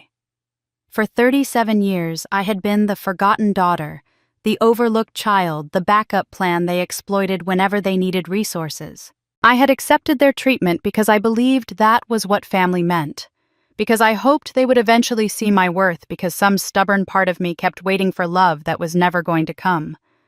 That waiting was over. I was done being invisible. I was done being the responsible one who figured things out while others benefited from my sacrifice. I was done accepting scraps from people who saw me as nothing more than a resource to be extracted. It was time to stop being the forgotten daughter and start being the one who held all the cards. The partnership with Megan changed everything. I was no longer a solitary victim piecing together fragments of betrayal. I was now part of an alliance, two women wronged by the same family, pooling our resources and knowledge to bring down the people who had hurt us. We exchanged phone numbers, shared documents through encrypted channels, and began coordinating our strategies with the precision of military planners preparing for a campaign. But I was not ready to strike directly. Not yet. First, I wanted my family to feel the same uncertainty and anxiety they had inflicted on me for decades. I wanted them to wonder what I knew, to lie awake at night parsing my words for hidden meanings, to experience the constant low-grade fear that something was about to collapse. Before I destroyed them, I wanted them to suffer. So I changed my approach. The first sign that something was different came during a routine Sunday phone call with my mother. Instead of my usual monosyllabic responses and quick excuses to hang up, I kept the conversation going. I asked about Kyle with an interest I had never shown before. How was his health? Was he keeping up with his doctor appointments? I had read an article about kidney conditions and wondered if he was taking proper care of himself. My mother's voice tightened with each question, her responses becoming shorter and more guarded. She asked why I was suddenly so curious about Kyle's health. I told her I was just being a concerned sister. Family should look out for each other after all. Was that not what she had always taught me? The silence on the other end of the line stretched for several seconds before my mother changed the subject with forced cheerfulness. But I had planted the first seed. She would wonder why I had asked about Kyle's medical situation. She would ask herself whether I knew about his kidney condition. She would spend the next few days parsing my words and finding no answers, only more questions. I continued this campaign during subsequent interactions, each contact designed to unsettle without revealing. During a video call with both parents, I casually mentioned that I had been reading about identity theft prosecution in connection with a case at work. I noted how sophisticated investigators had become, how they could trace forged signatures through pressure analysis and ink composition, how perpetrators often believed they were safe for years before everything unraveled. My father's face went pale. My mother laughed nervously and asked why I was talking about such unpleasant topics. I shrugged and said I found it fascinating how people thought they could hide financial crimes. The digital paper trail always existed somewhere, I explained. Banks kept records for decades. Nothing was ever truly erased. Then I smiled and asked how their credit scores were holding up. Just curious. The question hung in the air like a grenade with a pulled pin. My parents exchanged a glance loaded with meaning. The kind of silent communication that develops between people who share secrets they cannot speak aloud. My father cleared his throat and said their credit was fine, just fine, nothing to worry about. My mother changed the subject to a neighbor's new landscaping. Her voice brittle with false enthusiasm. They did not know how much I knew, and the not knowing was its own form of torture. Kyle's behavior changed most dramatically of all. Within a week of my new approach with our parents, my brother began calling me regularly. This was unprecedented. Kyle had never shown interest in maintaining a relationship with me beyond the occasional mocking text or request for money funneled through our parents. Now he was checking in multiple times a week, asking about my job, complimenting my apartment when I showed him around during a video call, expressing concern about my health that would have seemed touching if I did not know exactly what motivated it. Kyle needed money. His gambling debts were mounting, creditors were calling, and our parents' resources were stretched thinner than ever. He was testing whether I might be a new source of funds, the sister he had ignored for decades, suddenly becoming valuable as a potential mark. I recognized this pattern from my work investigating financial predators. They always became charming when they needed something. They showed interest in your life, remembered details you had mentioned, made you feel seen and appreciated. It was all calculated manipulation, designed to lower your defenses before they made their ask. Kyle was not experiencing a sudden awakening of brotherly love. He was sizing me up as prey. So I played along, acting flattered by his attention, responding warmly to his calls, pretending to be touched by his newfound interest in my well-being. I mentioned that I had been doing well at work, hinted that I might have come into some money, recently dropped carefully crafted suggestions that I was in a position to help family members who needed assistance. I watched Kyle's eyes light up with each hint of available funds. I heard the calculation in his voice as he steered conversations toward financial topics. I felt his greed radiating through the phone line as he assessed how much he might extract from the sister he had always dismissed as pathetic. He had no idea that I was baiting a trap. The psychological warfare continued for 3 weeks. I kept my family in a state of constant uncertainty, never confirming their fears, but never dispelling them either. My parents became visibly stressed during our interactions, their usual condescension replaced by nervous courtesy. They stopped asking me for money, perhaps worried that any financial discussion might lead to questions they could not answer. They began treating me with a cautious respect that would have been gratifying if I did not know it was motivated by fear rather than love. Kyle, meanwhile, grew increasingly desperate. Megan reported that creditors were calling daily, that he had taken to hiding in the basement when debt collectors knocked on the door, that he was drinking more and sleeping less. Our parents could no longer bail him out. Their resources were exhausted. Kyle needed a new source of cash, and he had apparently decided that his newly attentive sister might be his salvation. The call came on a Tuesday evening. Kyle's voice carried an edge I had never heard before, something between desperation and poorly concealed panic. He said he needed to meet me alone. There was something important he had to discuss, something he could not talk about over the phone. Could I meet him tomorrow? It was urgent. I smiled as I agreed to the meeting. The trap was set, and Kyle was walking directly into it. I arrived at the coffee shop 15 minutes early, choosing a table near the window where I could watch Kyle approach. I wanted to observe him before he had a chance to compose himself, to see the unguarded version of my brother before he put on whatever mask he had prepared for this meeting. The wait gave me time to center myself, to remember everything I had learned to prepare for the performance I was about to deliver. Kyle appeared exactly on time, which was unusual for a man who had spent his entire life expecting others to wait for him. He walked across the parking lot with none of his usual swagger. His shoulders hunched against a cold wind that seemed to cut right through his expensive jacket. When he entered the coffee shop and spotted me, his face arranged itself into something meant to resemble warmth, but I could see the strain beneath the surface. He looked like a man who had not slept well in weeks. He slid into the seat across from me and immediately launched into small talk about the weather, the traffic, the quality of the coffee at this particular establishment. I let him ramble, watching the nervous energy that made his hands fidget with his cup and his eyes dart around the room. Whatever he had come to ask me, he was dreading it. Good. Finally, after exhausting every possible delay tactic, Kyle took a deep breath and got to the point. He admitted he was in trouble. He said he had made some mistakes with money, that things had gotten out of hand, that he was facing some temporary difficulties that would resolve themselves if he could just get through the next few months. His confession came wrapped in layers of excuses and blame shifting that I recognized from years of watching him avoid accountability. The economy was bad. His investments had not panned out the way he expected. Megan did not understand the pressure he was under, always nagging him about expenses when he was trying to build something. His business partners had let him down. The timing had been unlucky. Not once did he mention the gambling. Not once did he acknowledge the affairs. Not once did he take genuine responsibility for the pattern of reckless decisions that had led him to this desperate meeting with a sister he had mocked just weeks earlier. I asked what kind of trouble he was facing, keeping my voice neutral and concerned. Kyle's eyes flickered with something that might have been shame before he buried it beneath more excuses. He owed some money to some people, he said vaguely.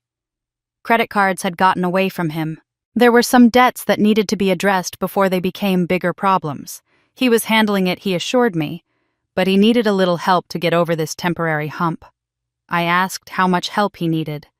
The number he named made me glad I was sitting down. $45,000. He said it quickly, as if speed might make the amount less staggering.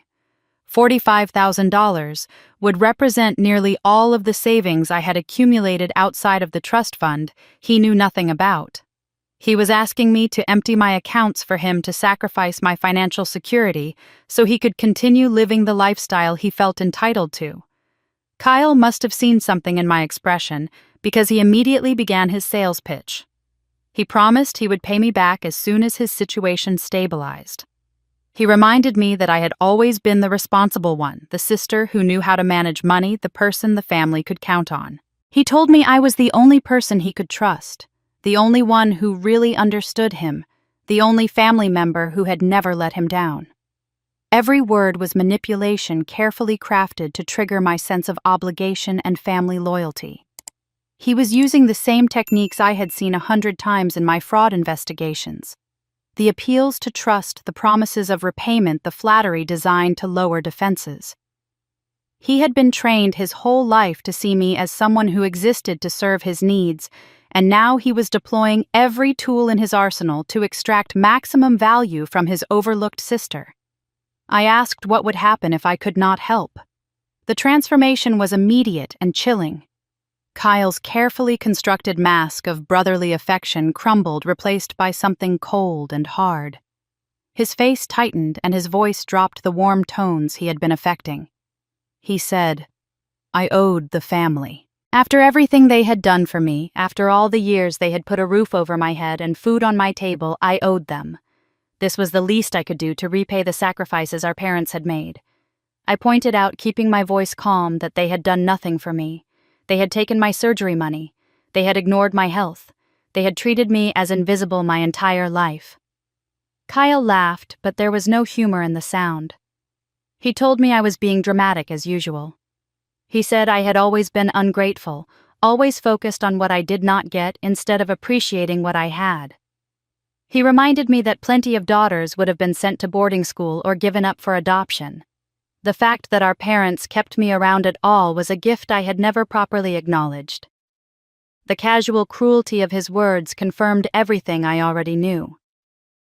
Kyle did not see me as a sister. He saw me as a servant who had forgotten her place, a resource that was refusing to be extracted, an obstacle to his continued comfort.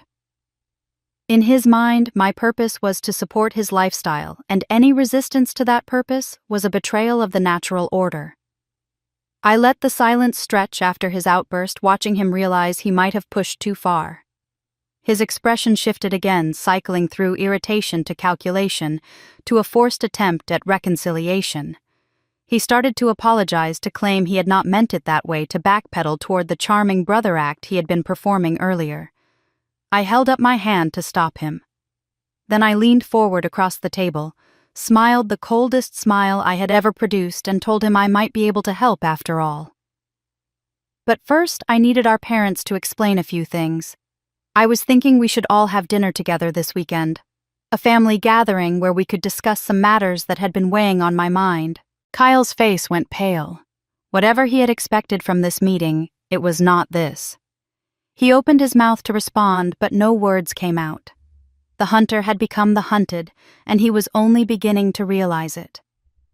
The days between my coffee shop meeting with Kyle and the family dinner passed with agonizing slowness. I used the time to prepare, consulting with Megan about strategy, reviewing the evidence I had gathered, and researching the legal framework that would govern what I was about to do.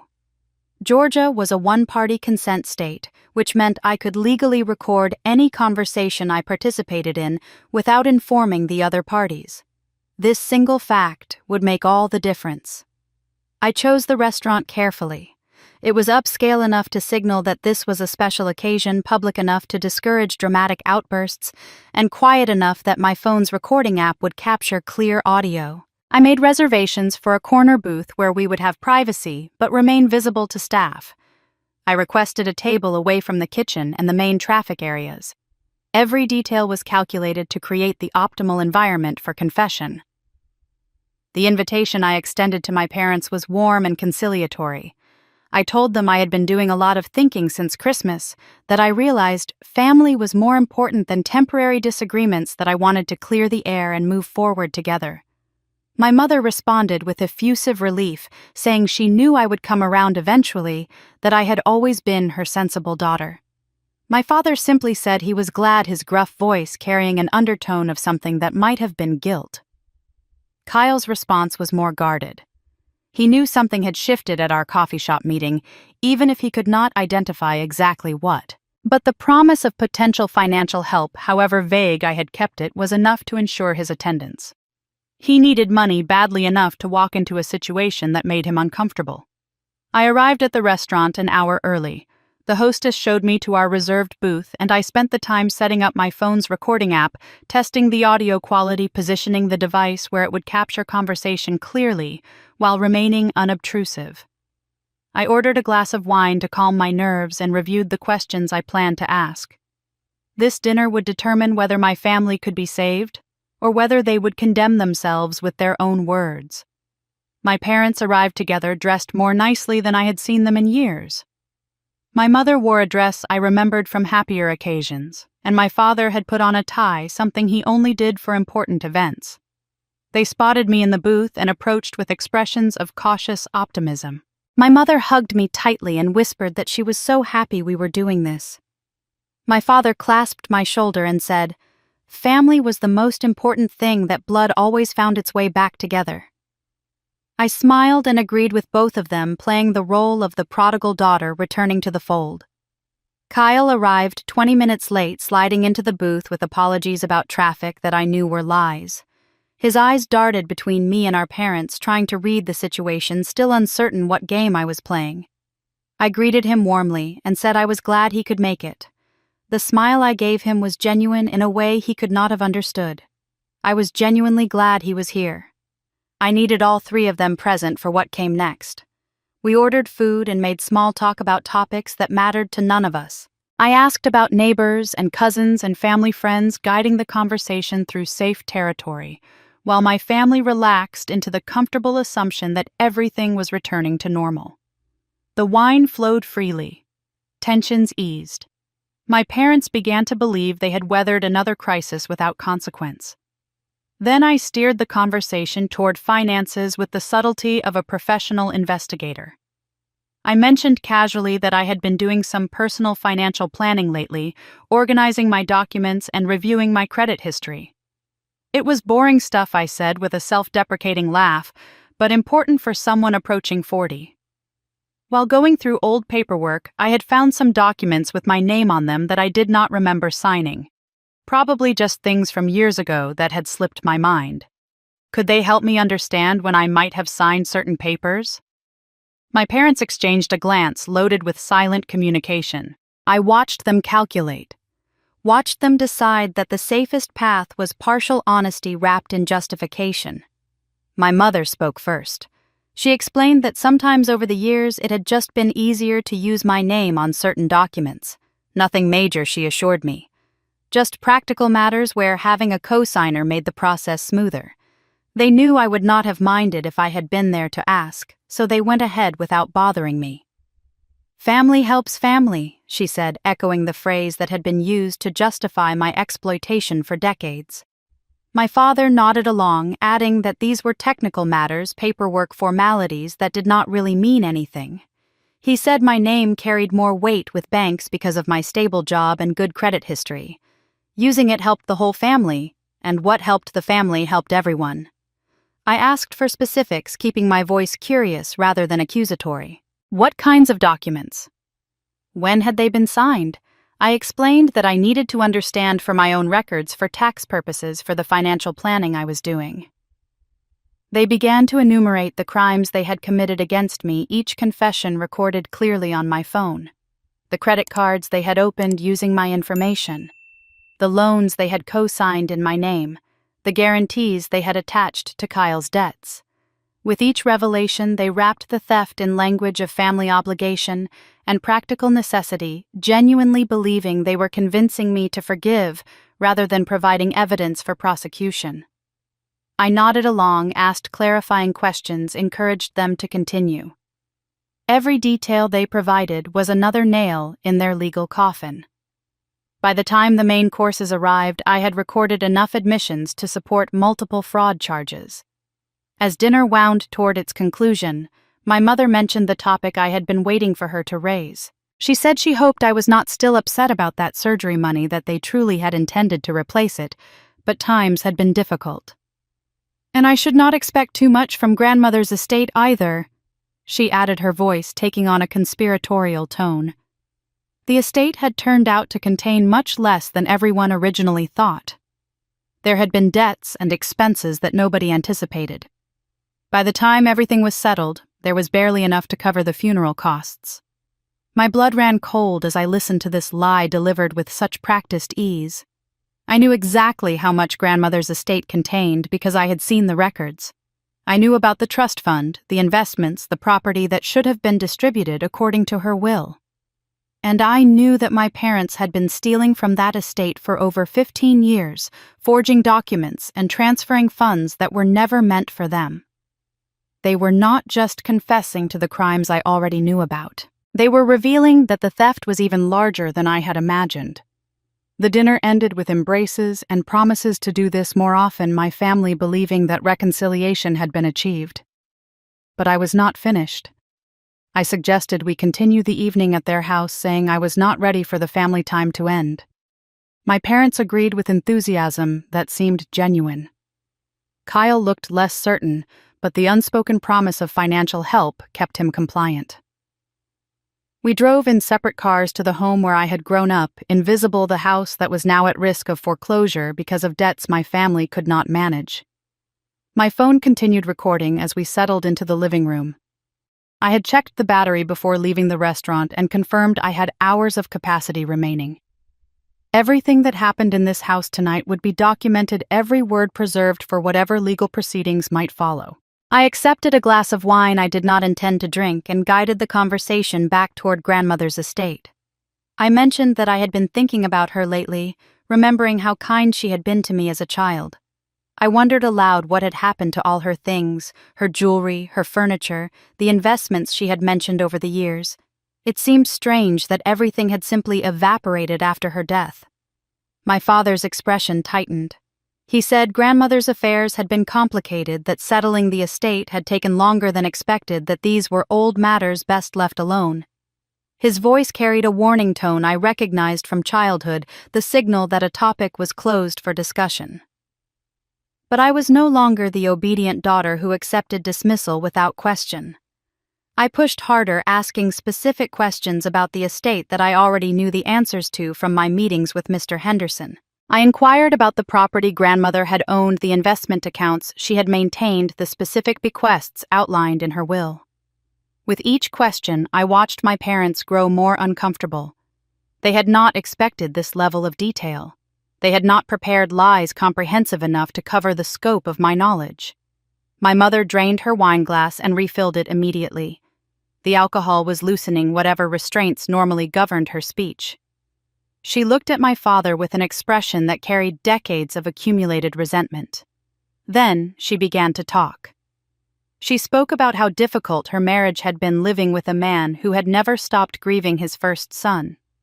She described competing with a ghost for her husband's attention, always coming second to the memory of a child who died before she even entered the picture. She talked about how Kyle's birth had changed everything, how my father had finally seemed happy, how he had transferred all his love and protective instincts onto this new son who looked so much like the one he had lost. My father tried to interrupt, his face flushing with anger and shame. But my mother was beyond stopping now. The wine and the years of suppressed bitterness had combined into an unstoppable torrent. She turned to me and said, having a daughter first had felt like a disappointment to my father. I reminded him of his present life, of the family he had built after his loss of everything he was trying to escape through his obsession with Kyle. She said I could never measure up to the son he had buried, that my existence was a constant reminder that time had passed and Daniel was truly gone. The words were meant to hurt me, and they did. But they also exposed the psychology that had governed my family for my entire life. My mother was revealing truths she had never intended to speak aloud, secrets that had festered in the darkness of her marriage for decades. I asked about grandmother's estate again, connecting her revelations to the financial questions I needed answered. My mother laughed bitterly. She said of course they had taken money from the estate. What else were they supposed to do? Kyle needed care. Kyle needed support. Kyle needed everything they could provide. Grandmother had left more than enough, and it was not like Stephanie needed any of it. I had always been so capable, so independent, so good at taking care of myself. Why should they waste resources on a daughter who could figure things out on her own? She revealed that they had been drawing from grandmother's estate accounts for years. They had forged documentation to gain access to funds that should have been distributed according to the will. They had justified it by telling themselves that grandmother would have wanted them to have the money, that she would have understood the necessity of prioritizing Kyle. My father was on his feet now, his voice raised as he tried to stop his wife from continuing. But she ignored him too deep into her confession to stop. She said they had taken what they needed because Stephanie did not need it. She said I had a good job, a stable life, a future that did not require family support. Kyle was different. Kyle was fragile. Kyle was the son who carried his father's hopes for redemption. Stealing from me was not really stealing, because I would have given them the money anyway if they had asked. I always did. The twisted logic was breathtaking in its selfishness. My mother genuinely believed that exploiting me was acceptable because I was capable of surviving the exploitation. My competence, my resilience, my ability to build a life despite their neglect, all of it had become justification for taking more. They had turned my strength into a weapon against myself. Kyle sat silent through all of this, his face a mask of discomfort. He had known some of these secrets, but perhaps not all of them. Hearing his mother enumerate the family's crimes so baldly was clearly not what he had expected from this evening. I let the silence stretch after my mother finally stopped speaking. My father had collapsed back into his chair, his head in his hands. My mother looked defiant, as if she believed her confession was actually a defense, a reasonable explanation for decades of theft and manipulation. Then I spoke, keeping my voice calm and quiet. I told them I had spoken with grandmother's lawyer. I said I knew about the trust fund she had established for me. I said I knew about the will and what it actually contained. I said I knew exactly how much they had stolen and how they had done it. Both of my parents froze. The color drained from their faces as they began to comprehend the full extent of what I knew. This was not a fishing expedition. This was not a daughter asking innocent questions. This was the moment their carefully constructed house of lies began to collapse. The silence that followed my revelation stretched for what felt like an eternity. I watched my parents process the implications of what I had just said, watched them calculate how much damage had been done, watched them search for escape routes that no longer existed. The confidence that had carried my mother through her wine-fueled confession evaporated, replaced by something that looked almost like fear. I continued speaking, laying out the facts I had learned from Mr. Henderson with the same methodical precision I used when presenting fraud findings to my board of directors. I told them I knew about grandmother's original will, the one she had filed properly with the probate court, the one that left the majority of her estate to me. I explained that grandmother had designated specific amounts for her son and daughter-in-law, enough to be generous, but not enough to be exploited. Kyle was not mentioned in the will at all, not because grandmother did not love him, but because she knew that anything left to her grandson would be controlled by parents who had already demonstrated they could not be trusted with money. My parents had told me that grandmother left almost nothing, that there was barely enough to cover funeral expenses, that the estate had been consumed by debts no one anticipated. Every word of that had been a lie. I watched my father's face as I spoke, watched the realization dawn that I had documented proof of everything he had tried to hide.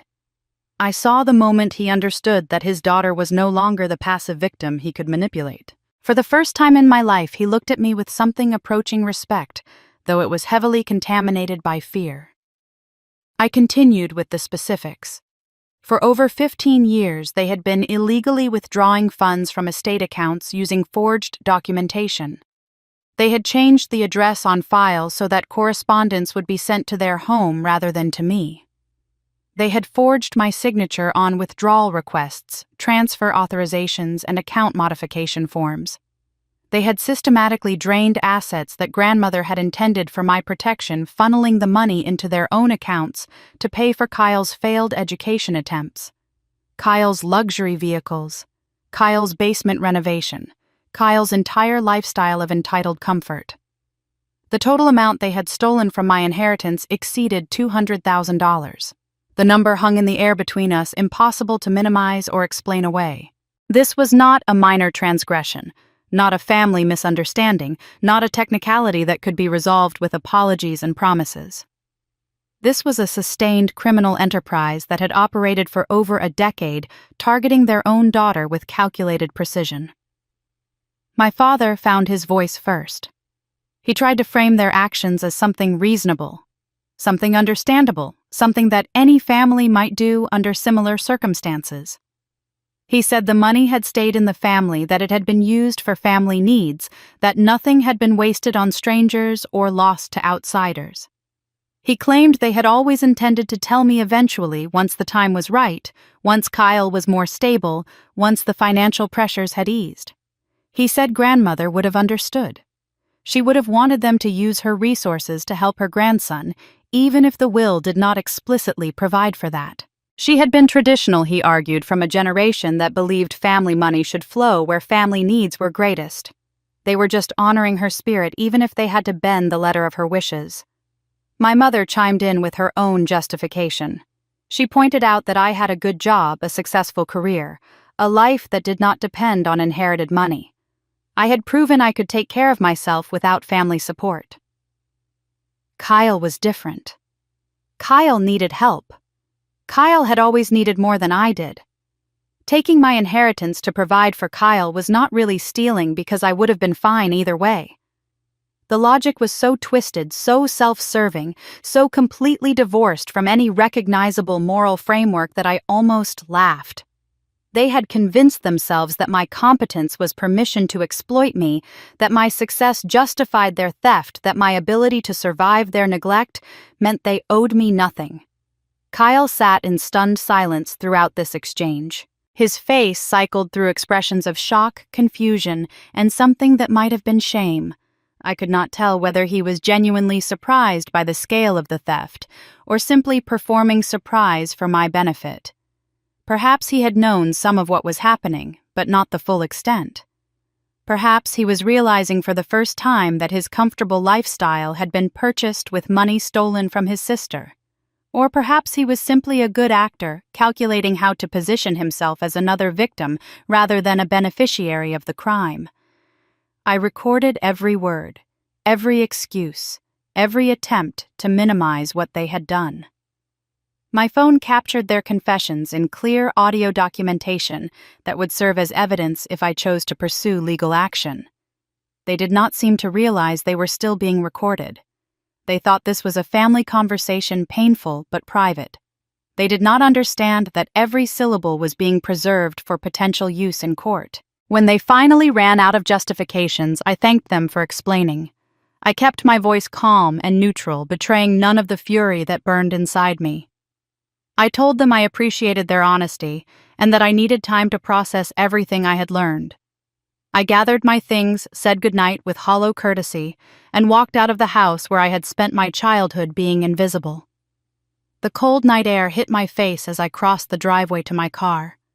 I could feel their eyes watching me through the window, could sense their desperate hope that I would accept their explanations. Forgive their crimes, return to my role as the compliant daughter who figured things out without making trouble.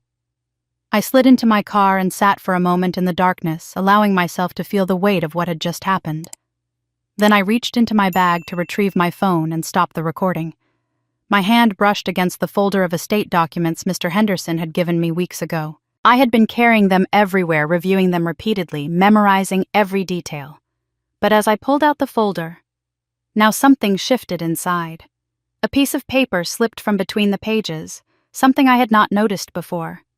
It was a handwritten note on pale blue stationery, grandmother's favorite color. The handwriting was unmistakably hers, the same elegant script I remembered from birthday cards and letters she had sent during my childhood. I turned on the car's interior light and began to read words my grandmother had written years ago. Words that had been hidden among legal documents waiting for me to find them. Grandmother's hidden note stayed with me through the sleepless night that followed. Her words echoed in my mind as I tried to process everything I had learned, everything I had recorded, everything that now lay before me like pieces of a puzzle finally assembled into a complete picture. She had known what her son and daughter-in-law were capable of. She had tried to protect me even from beyond the grave. And still they had found ways to steal what she had intended for me. 2 days passed in a strange suspension. I went to work, attended meetings, fulfilled my professional obligations with the mechanical precision of someone operating on autopilot. My family did not contact me, perhaps hoping that silence would allow tensions to ease, perhaps strategizing their next move. I used the time to organize my evidence consult with Mr. Henderson about legal options and coordinate with Megan about our parallel strategies. Then my phone rang with my mother's number on the screen. Her voice was frantic, pitched higher than I had ever heard it. She said Kyle had collapsed. He was in the emergency room at Piedmont Hospital. I needed to come immediately. It might be serious. He had been asking for me, specifically calling my name, begging them to bring his sister. I listened to her panicked words and felt something cold settle into my chest. This could be genuine. Kyle did have a real medical condition, but the timing was suspicious, coming just 2 days after I had exposed their fraud and recorded their confessions. My brother had proven himself capable of profound manipulation. I would not put it past him to stage a crisis designed to generate sympathy and derail my momentum. I told my mother I was on my way and drove to the hospital with my guard firmly raised. The emergency room was chaotic with the usual weekend activity, harried nurses and anxious families, and the constant background noise of medical equipment. I found my parents in a waiting area, their faces drawn with worry that seemed genuine but could easily be performed. My mother rushed to embrace me, thanking me for coming, saying Kyle was in a room being evaluated, saying she did not know what had happened, but it looked serious. My father stood apart, looking older than I had ever seen him. Whatever had happened with Kyle had shaken him in ways that transcended our recent conflict. He met my eyes briefly before looking away, unable to sustain contact with the daughter he had wronged so deeply. A nurse led me to Kyle's room while my parents waited outside. Hospital policy, she explained, only one visitor at a time while the patient was being assessed. I followed her down a corridor that smelled of antiseptic and anxiety, preparing myself for whatever performance awaited. Kyle lay in a hospital bed looking pale and fragile. Bandages wrapped his forearms and monitors beeped softly in the background. He turned his head when I entered, his eyes filling with tears that caught the fluorescent light. Before I could speak, a doctor intercepted me and asked if we could talk privately. I followed her to a small consultation room where she closed the door and studied my face with an expression of professional concern. She told me she had been informed I was the family member most likely to make rational decisions. She wanted me to understand the situation before anyone else could frame it for me. Kyle's injuries were self-inflicted. The cuts on his arms were shallow, carefully placed to avoid any major blood vessels or tendons. They looked dramatic, but posed no genuine medical danger. The blood loss was minimal. There was no risk to his life. This was not a suicide attempt, the doctor explained carefully. The pattern of injuries, the location, the depth, everything suggested a manufactured crisis, rather than a genuine desire to die. The medical team was required to recommend psychiatric evaluation and report the incident, but they wanted me to know what they had observed. She asked if Kyle had been under unusual stress lately, if there were family circumstances that might have triggered this behavior. I thanked her for her honesty and returned to Kyle's room with a clearer understanding of what I was dealing with. My brother's tears resumed the moment I entered. He reached for my hand and began speaking in a broken voice about how sorry he was, how he did not know what else to do, how the walls had been closing in on him. He said he could not face losing everything, could not bear the thought of his life falling apart, could not survive watching his family destroyed by secrets finally brought to light. He said he thought if I saw him vulnerable, truly vulnerable, I might understand. I might help. I might remember that we were family despite everything that had happened. Every word was calculated manipulation. The tears, the trembling voice, the desperate grip on my hand, all of it was designed to trigger my guilt and caretaking instincts. He was using the language of crisis to obscure the reality of his situation. He had not tried to die. He had staged a performance complete with carefully controlled injuries that maximized dramatic impact while minimizing actual risk. I had watched Kyle manipulate people my entire life. I recognized every technique he was deploying, every emotional lever he was trying to pull. He thought I would respond as I always had, sacrificing my own needs to rescue him from consequences of his own making. He was wrong. I told him I would pay for the psychiatric evaluation the hospital was recommending. I would cover the cost of therapy sessions if he chose to pursue genuine help. But I would not give him money to pay off gambling debts. I would not rescue him from the financial disaster he had created. I would not set myself on fire to keep him warm. The transformation was immediate. Kyle's tears dried with remarkable speed. His grip on my hand loosened, then released entirely.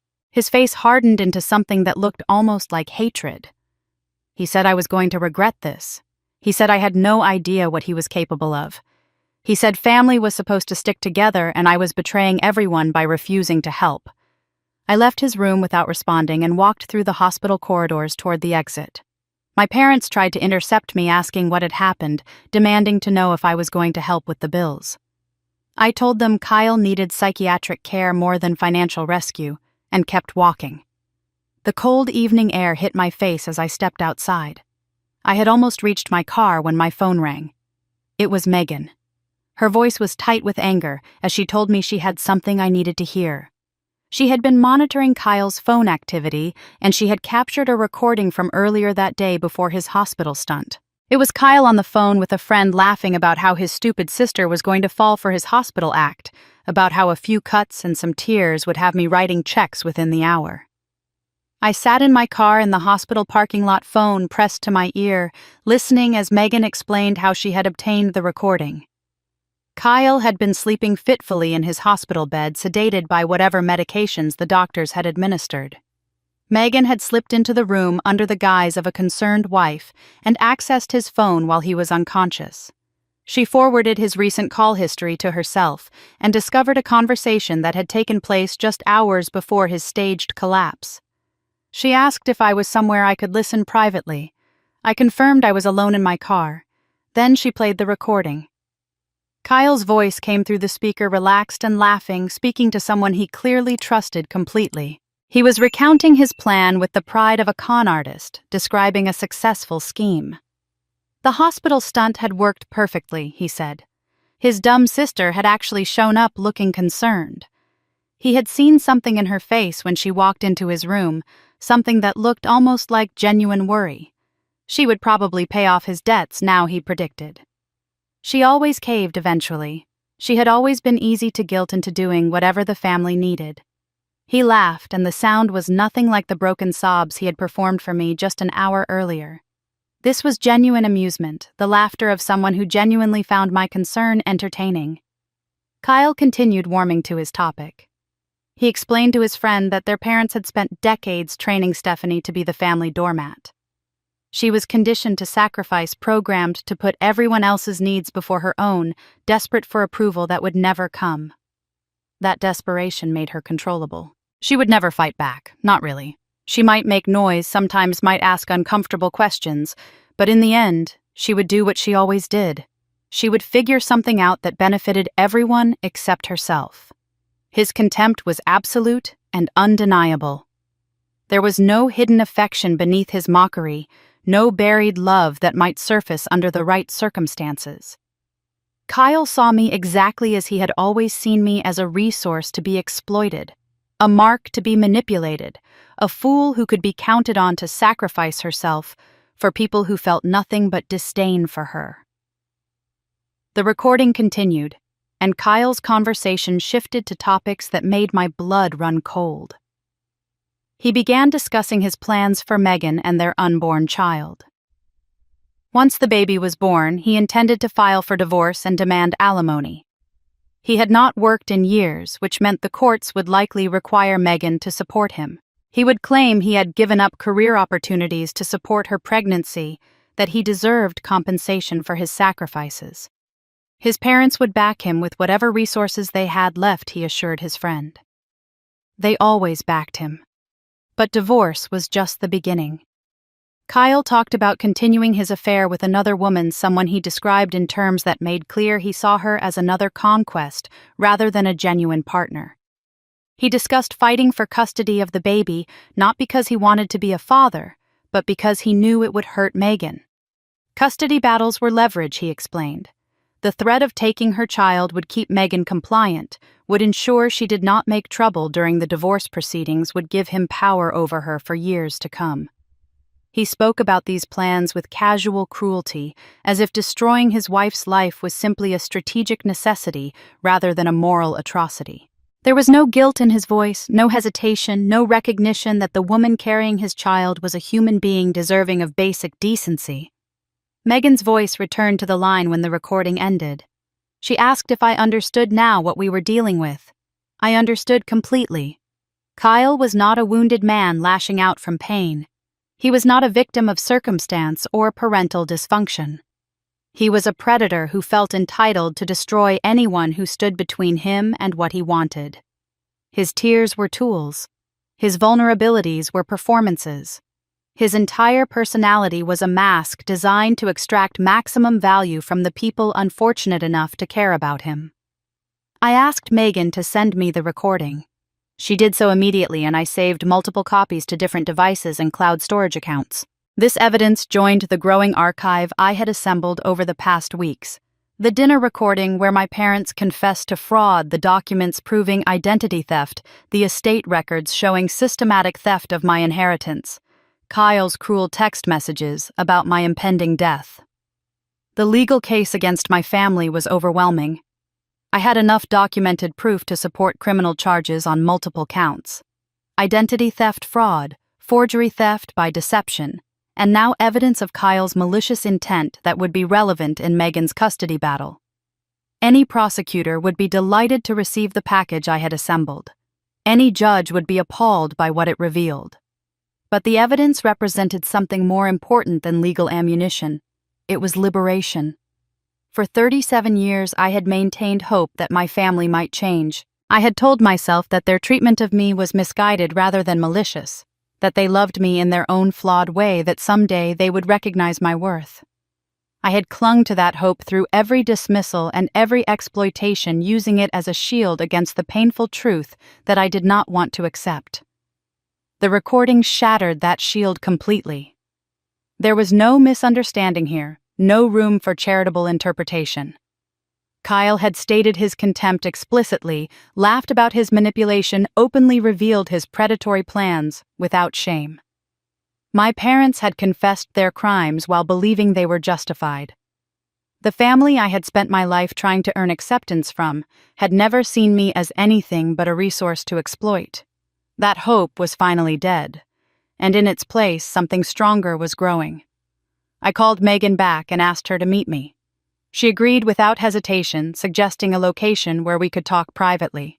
An hour later, we sat across from each other in her living room. Two women wronged by the same toxic family, united by shared determination to protect ourselves and hold our abusers accountable. I looked at Megan, at the resolve in her eyes, at the evidence she had gathered to protect herself and her child. I told her it was time to stop playing defense. It was time to start playing to win. I asked if she was ready to bring down the whole family together. She did not hesitate before answering yes.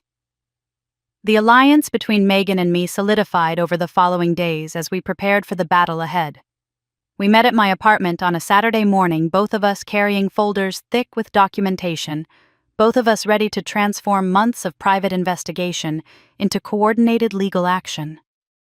The kitchen table disappeared beneath layers of evidence as we organized, categorized, and cross-referenced everything we had gathered. Megan spread out her contributions first. She had been quietly collecting proof of Kyle's behavior for nearly a year, long before she knew about me or the broader pattern of family corruption. There were bank statements showing unexplained withdrawals that corresponded with his gambling losses.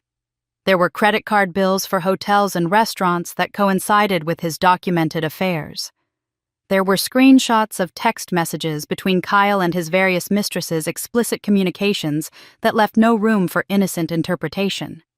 She had recordings of phone calls where Kyle discussed his debts with creditors, calls where he admitted to owing money he could not repay. She had copies of threatening letters from collection agencies.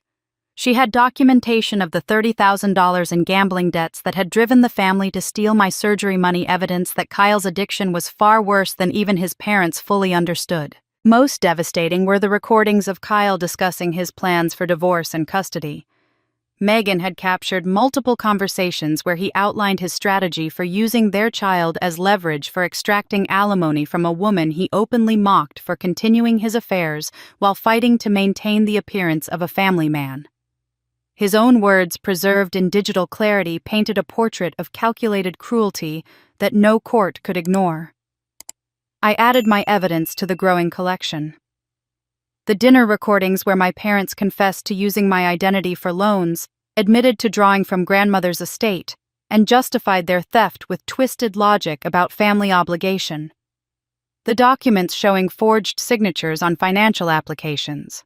The estate records proving systematic fraud over 15 years. The correspondence from Mr. Henderson detailing the trust fund my parents had hidden and the inheritance they had stolen. Together, we had built a case that exposed the entire family's corruption across multiple fronts: Financial fraud, identity theft, inheritance, manipulation, and domestic betrayal formed a web of criminal and civil violations that would be devastating when presented to the appropriate authorities. I looked at Megan across the table. This woman who should have been my enemy. In a different story, we might have competed for family resources, blamed each other for Kyle's failures, allowed the Tate dysfunction to poison whatever relationship we might have built. Instead, we had recognized a common threat and chosen to face it together. Two women wronged by the same toxic family, united by shared determination to protect ourselves and those we loved. We discussed our respective goals with the clarity that comes from having nothing left to lose. I wanted to recover my stolen inheritance, the $200,000 that grandmother had intended for my protection. I wanted my name cleared from the fraudulent loans my parents had taken out, my credit restored, my financial identity reclaimed. I wanted my family to face appropriate legal consequences for what they had done, not out of vindictiveness, but out of a need for accountability. And I wanted to finally be free to build a life unburdened by people who had only ever seen me as something to exploit. Megan's goals centered on her child. She wanted full custody of the baby she was carrying, protection from a husband who had already announced his intention to use their child as a weapon. She wanted a divorce on terms that recognized Kyle's failure as a partner and provider, that did not reward his years of deception with ongoing financial support. She wanted enough documented evidence to ensure that Kyle and his enabling parents could never have unsupervised access to her baby, could never poison another generation with their toxic dysfunction. Our goals were not just compatible, but mutually reinforcing. The evidence I had gathered about Kyle's family strengthened Megan's custody case by demonstrating a pattern of manipulation and financial irresponsibility that extended beyond her marriage. The evidence Megan had collected about Kyle's personal behavior strengthened my fraud case by showing that my parents had been funneling stolen money to someone who gambled it away and spent it on affairs. Each woman's documentation made the other's case stronger. Together, we were formidable. I had already consulted with Mr. Henderson and a litigation attorney. He recommended a woman named Patricia Vance, who specialized in financial crimes and family law. Patricia had reviewed the evidence and confirmed that we had grounds for both civil and criminal charges against my parents, and potentially Kyle as well. The identity theft alone could result in felony charges. Opening credit accounts in someone else's name without consent was a serious crime in Georgia, carrying potential prison sentences of 1 to 10 years depending on the amounts involved. The inheritance fraud added additional counts, as did the forgery of my signature on estate documents. My parents had exposed themselves to significant criminal liability through their years of exploitation. However, Patricia advised caution in how we proceeded. Threatening criminal prosecution while negotiating civil settlement could be interpreted as extortion, potentially undermining our position and creating legal problems of our own. The smarter strategy was to file civil suits first, seeking recovery of stolen funds and damages for identity theft. Prosecutors could then review the evidence independently and decide whether to pursue criminal charges without any appearance of coercion from us. Megan would file for divorce simultaneously, using the evidence of Kyle's affairs and financial irresponsibility to support her custody claims. The timing of our actions would be coordinated to maximize impact, presenting the family with a unified front they could not divide or manipulate. The legal strategy was sound. I was ready to execute. But Patricia mentioned one complication during our most recent consultation. Through professional channels, she had learned that my parents had recently engaged their own attorney. The specific firm they had chosen specialized in defending against fraud allegations and asset protection. This meant they knew something was coming. Perhaps Kyle had warned them after his hospital manipulation failed.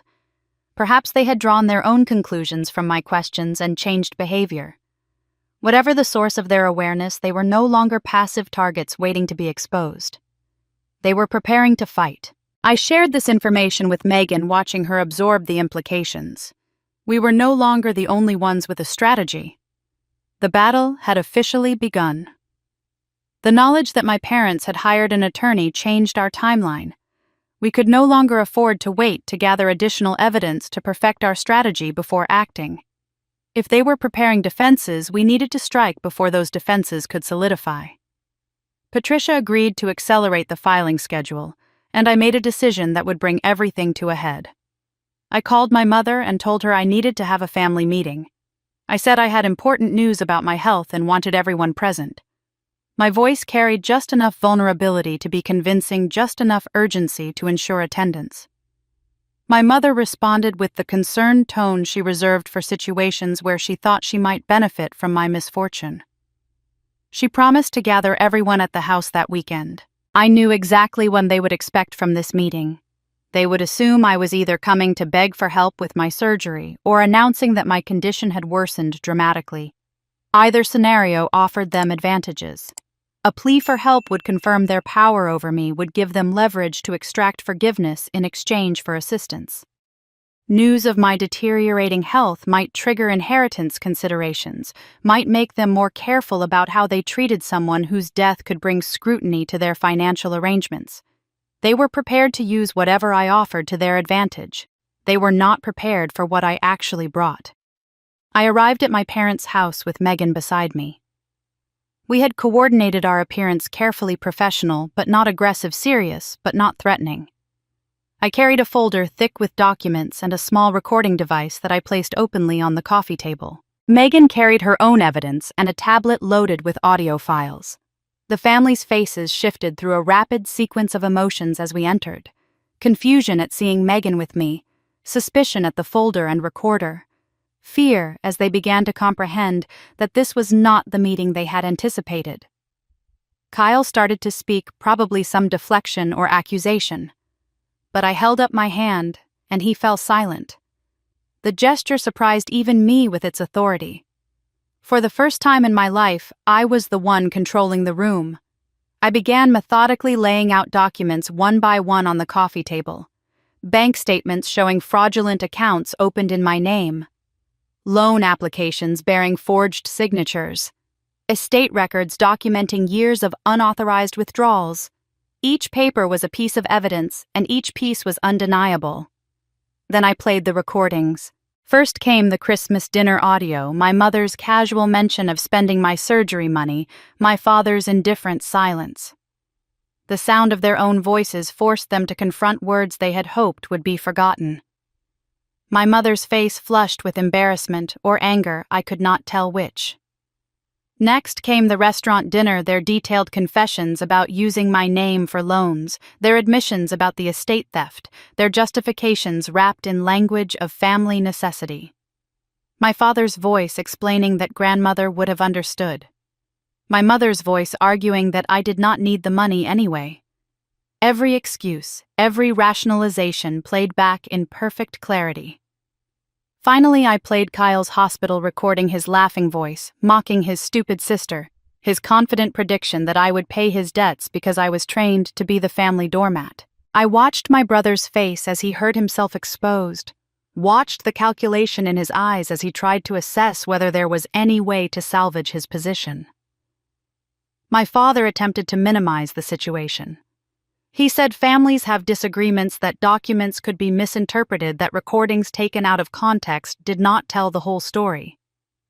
His voice carried the authoritative tone that had silenced me so many times throughout my childhood, the tone that expected compliance, and usually received it. But I was no longer the daughter who could be silenced. I responded to each deflection with additional evidence, each denial with documented proof. The case I had built was comprehensive and devastating. There was no context that could explain away their crimes. My mother began crying, shifting to her secondary manipulation strategy. She said they had done everything for the family's good, that I did not understand the pressures they faced, that raising children was expensive, and they had made sacrifices I could not appreciate. Her tears had worked on me countless times before triggering guilt and caretaking instincts that overrode my own needs. Those tears had no effect now. I watched them fall and felt nothing but confirmation that she was still trying to manipulate rather than take responsibility. Kyle sat in calculated silence, waiting to see which way the wind would blow before committing to a position. He was smart enough to recognize that the evidence was overwhelming, strategic enough to understand that attacking me directly would only make things worse. His silence was its own form of manipulation, an attempt to distance himself from his parents' crimes while benefiting from whatever resolution emerged. But the pressure was too much for a family that had maintained unity only through shared exploitation of me. Under the weight of exposure, their alliance fractured. My mother turned on my father with sudden viciousness. She screamed that this was all his fault, that his obsession with replacing Daniel had created this disaster. She accused him of never being able to let go of his guilt, of transferring everything onto Kyle, of creating a spoiled monster who was dragging them all down. 30 years of resentment poured out in a torrent of accusation. My father fired back, his face purple with rage. He accused my mother of being the one who suggested using my name on loan applications, of being the one who pushed to take more from the estate, of being the architect of the fraud, while he simply went along. He said he had wanted to tell me the truth years ago, but she insisted on maintaining the lies. Kyle joined the chaos, accusing both parents of promising him an inheritance they had apparently squandered. He demanded to know where all the money had gone, why he was drowning in debt when they had assured him the family resources would always support him. His voice carried genuine outrage, the anger of a spoiled child discovering that the well had run dry. I sat quietly amid the storm, recording everything.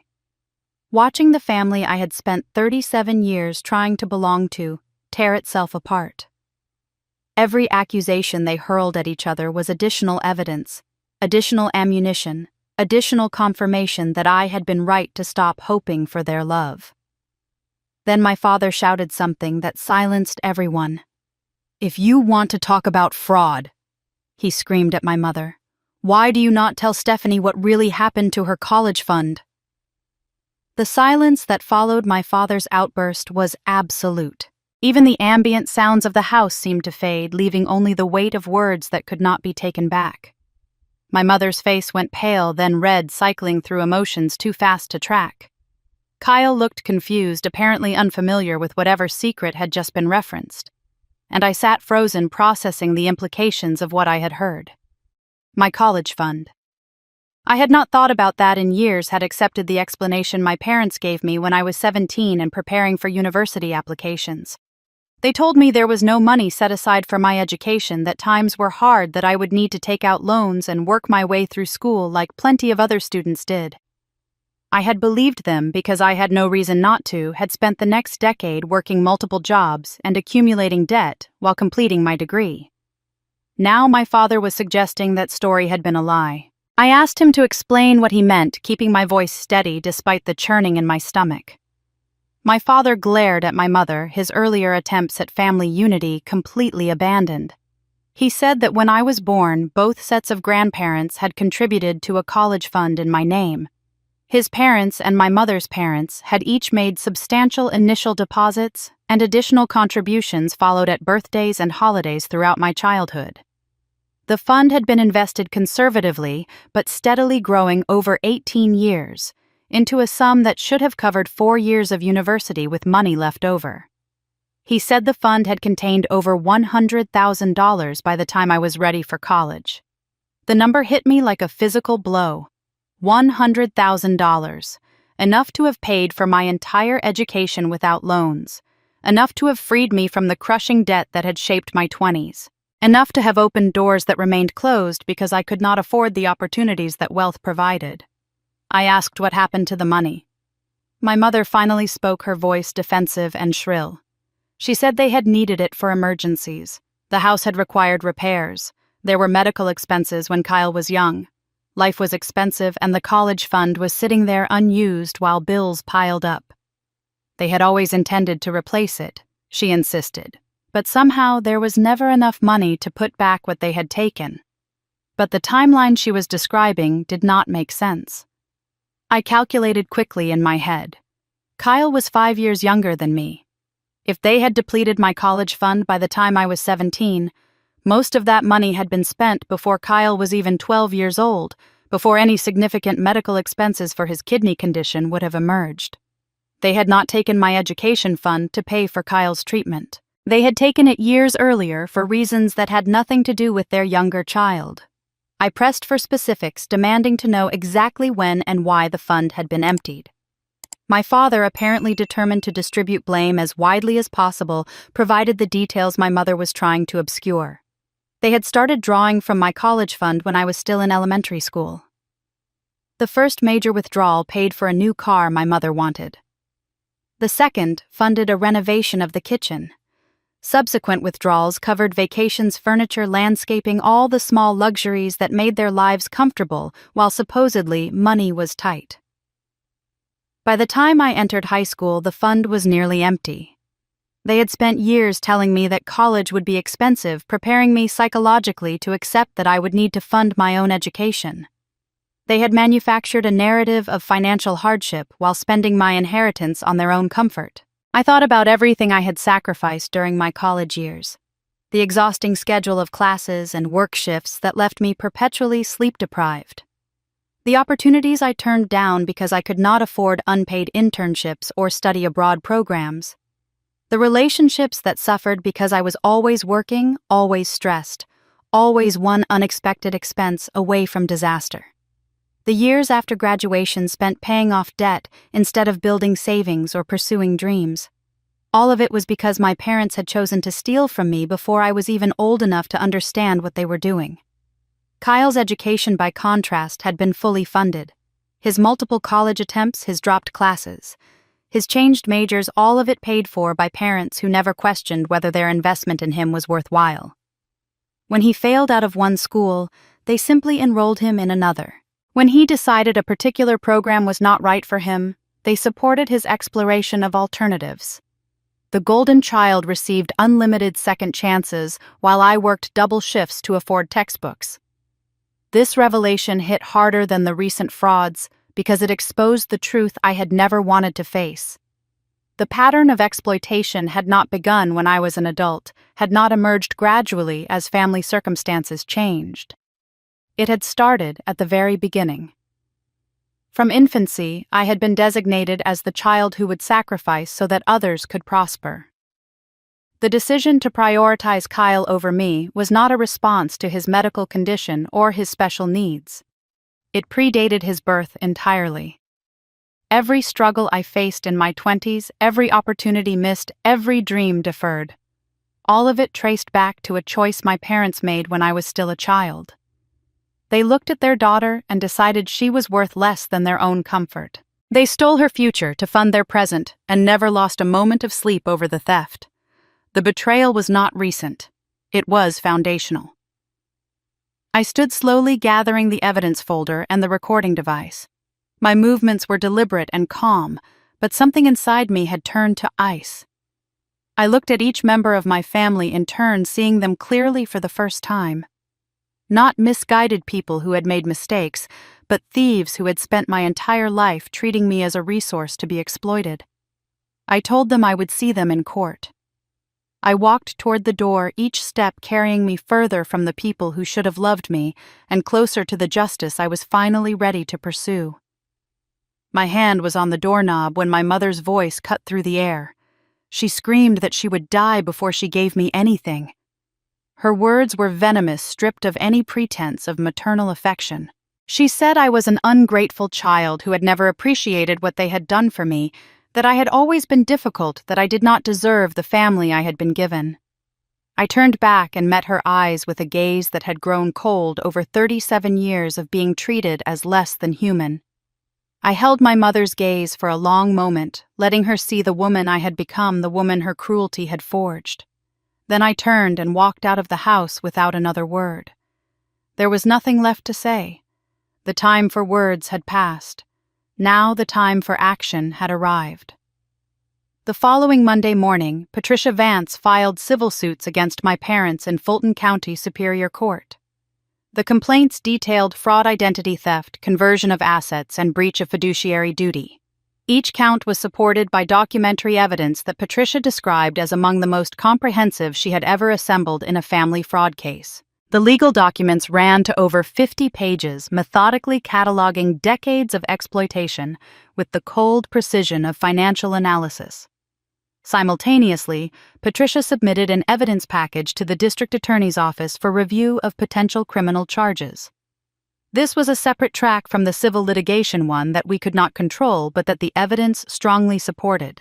Identity theft was a felony in Georgia. The amounts involved elevated the potential charges significantly. If prosecutors chose to act, my parents could face prison time. The court granted a temporary restraining order freezing my parents' assets pending investigation. Their bank accounts, retirement funds, and property were locked, preventing them from hiding or spending money that might belong to me. The house that was already at risk of foreclosure now carried an additional legal encumbrance. Any attempt to sell, transfer, or mortgage their assets would be blocked until the court determined rightful ownership. The legal machinery once set in motion moved with inexorable force. My parents had spent decades believing they were untouchable, that family loyalty would forever shield them from consequences. They had never imagined that their overlooked daughter would one day wield the full weight of the legal system against them. News of the lawsuit spread through the extended family and community with the speed of scandal.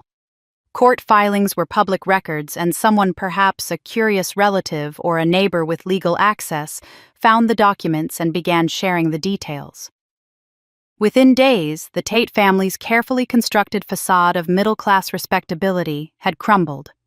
Relatives who had attended family dinners where I was treated as invisible now learned the full extent of what had been happening behind closed doors. Aunts and uncles who had watched my parents lavish attention on Kyle while ignoring me received documented proof that their observations had barely scratched the surface. Cousins who had wondered why I seemed distant at family gatherings now understood that distance was self-protection. Some reached out to offer support. My Aunt Margaret, my mother's sister, called to express shock and guilt. She said she had always sensed something was wrong but had not wanted to interfere. She apologized for not being more attentive, for not asking questions, for allowing her sister's narrative to go unchallenged. Her words were kind if belated. Others reacted differently. Longtime allies of my parents accused me of exaggeration and family betrayal. They insisted there must be another side to the story, that I was a bitter daughter twisting ordinary family conflicts into criminal accusations. Some of these defenders were people who had benefited from my parents' carefully cultivated social image. Others were simply uncomfortable confronting the reality that respectable people could do terrible things. The community divided along predictable lines, but for the first time in my life, people were hearing my side of the story. I was no longer the invisible daughter whose perspective did not matter. I was a plaintiff with documented evidence, a woman fighting for justice against people who had wronged her systematically for decades. The narrative was finally mine to shape. My parents received the court documents by certified mail on a Wednesday afternoon. According to later accounts from neighbors, the screaming could be heard from the street. Whatever composure they had maintained in public collapsed completely in private. The house they could not afford was now at risk of seizure. The retirement accounts they had raided were documented as containing stolen funds. The credit cards maxed out in my name were now evidence of federal crimes that could result in prosecution. They began calling me immediately. The first messages were angry, accusatory, filled with threats about what would happen if I did not withdraw the lawsuit. My mother left a voicemail calling me a traitor who was destroying the family over money. My father sent texts warning that I would regret this decision for the rest of my life. When the threats failed to produce a response, they shifted to pleas. My mother called crying, saying she could not survive this, begging me to remember all the good times we had shared as a family. My father sent messages asking if we could talk, just talk, before things went too far.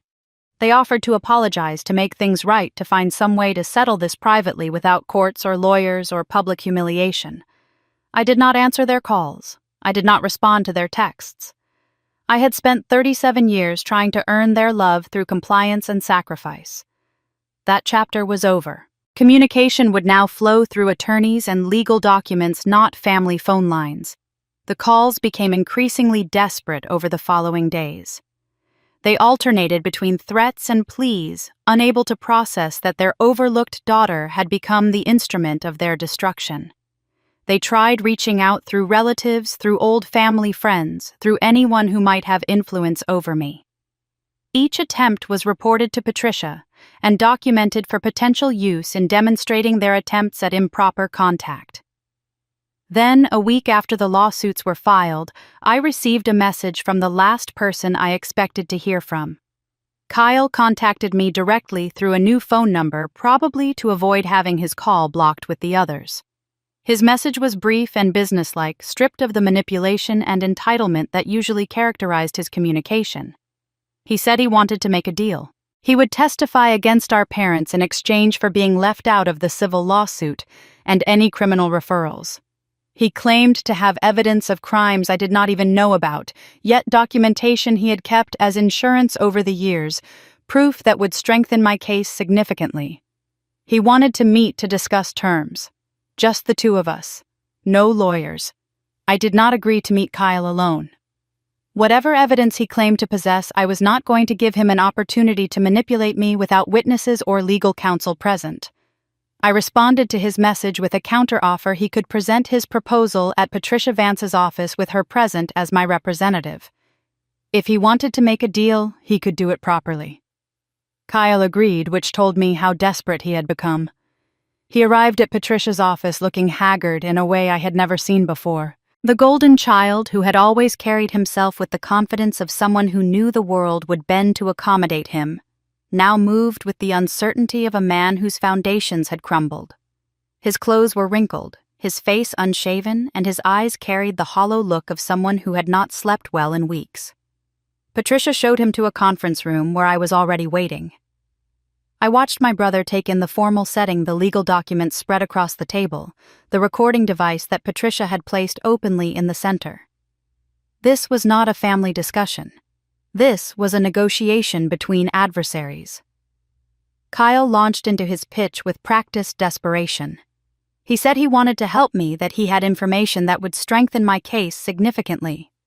He explained that over the years he had collected evidence of our parents' financial activities documentation he had kept as insurance without really understanding why. He never thought he would need to use it against them, but circumstances had changed. He offered to provide testimony about everything he had witnessed, every scheme he had overheard, every manipulation he had observed. In exchange, he wanted immunity from the civil lawsuit and a promise that I would not support any criminal charges against him specifically. He positioned himself as a victim, claiming he was as much a pawn of our parents as I had been. The self-serving reframing of history was breathtaking. Kyle painted himself as an innocent bystander who had been used by manipulative parents, rather than an active participant who had benefited from every crime committed against me. He conveniently forgot the mocking text messages, the cruel phone calls, the hospital manipulation, the years of treating me as a servant unworthy of basic respect. But Patricia was interested in what he had to offer, regardless of his motivations for offering it. The evidence Kyle produced exceeded my expectations. He had bank statements showing exactly when and how our parents had transferred funds from grandmother's estate documentation that filled gaps in the timeline I had constructed. He had printed emails between our parents discussing how to hide transactions from me, conversations that proved premeditation and intent. Most damning of all, he had recordings of our mother bragging to friends at a dinner party about how cleverly they had managed grandmother's estate, how they had found ways around the restrictions in the will, how Stephanie would never know the difference. Kyle had saved this evidence over the years as insurance against the very parents who had sacrificed everything to protect him. He thought he would inherit their secrets, along with their assets, would hold this ammunition in reserve in case they ever tried to cut him off or reduce his support. He never imagined the family would collapse so completely, never anticipated that he would need to use this evidence simply to survive. Now he was bargaining with the only currency he had left: betrayal. Patricia asked for time to consult with me privately.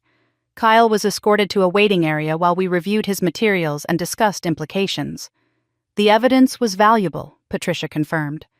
The emails and recordings would strengthen our case against my parents significantly, providing corroboration for claims that currently rested primarily on my documentation. Having Kyle as a witness would add another dimension to the narrative, showing that even the favored child recognized the fraud being committed. But taking his testimony came with complications. Offering immunity would let Kyle escape consequences for his own role in the family's dysfunction. He had benefited from every dollar stolen from me, had known at least some of what was happening, had actively participated in the psychological abuse, even if he had not personally forged any signatures. Letting him walk away clean felt like a compromise of the justice I was seeking.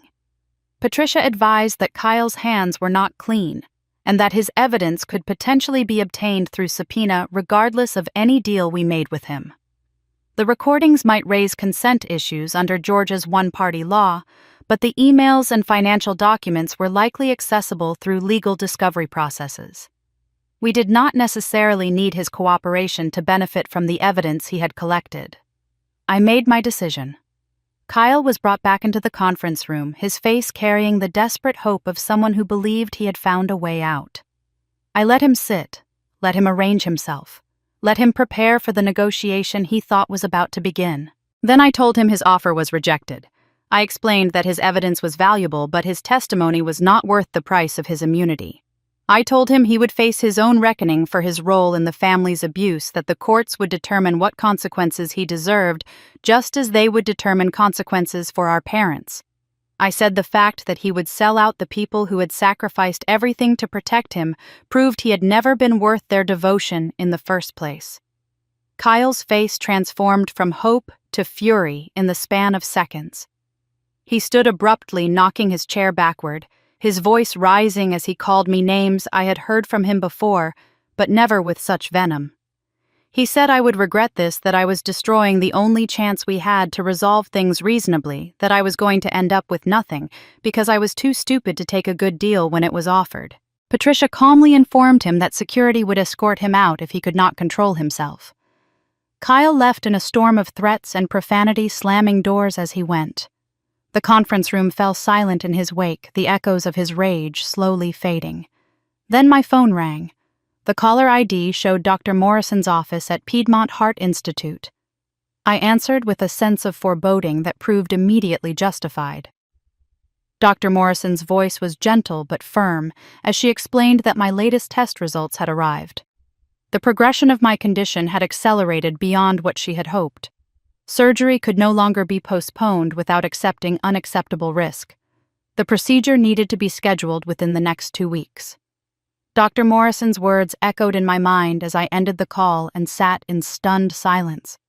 The surgery I had been postponing, first because of stolen money, and then because of legal battles and family confrontations, could no longer wait. My heart was failing faster than anticipated.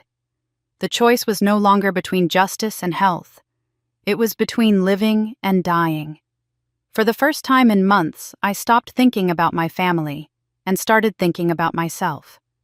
I called Dr. Morrison's office back and scheduled the surgery for the following week. The coordinator asked about payment arrangements, and I provided information for the trust fund my grandmother had established. The money that had been hidden from me for years, the inheritance that was always meant to protect me, would now serve its intended purpose. I would not need to beg my parents for help. I would not need to sacrifice anything else. Grandmother had made sure of that. The legal proceedings would continue without me while I recovered. Patricia assured me that everything was in motion, that my presence was not required for the next phase of filings and hearings. Megan's divorce case was progressing alongside mine, our parallel battles creating a coordinated assault on the family that had wronged us both.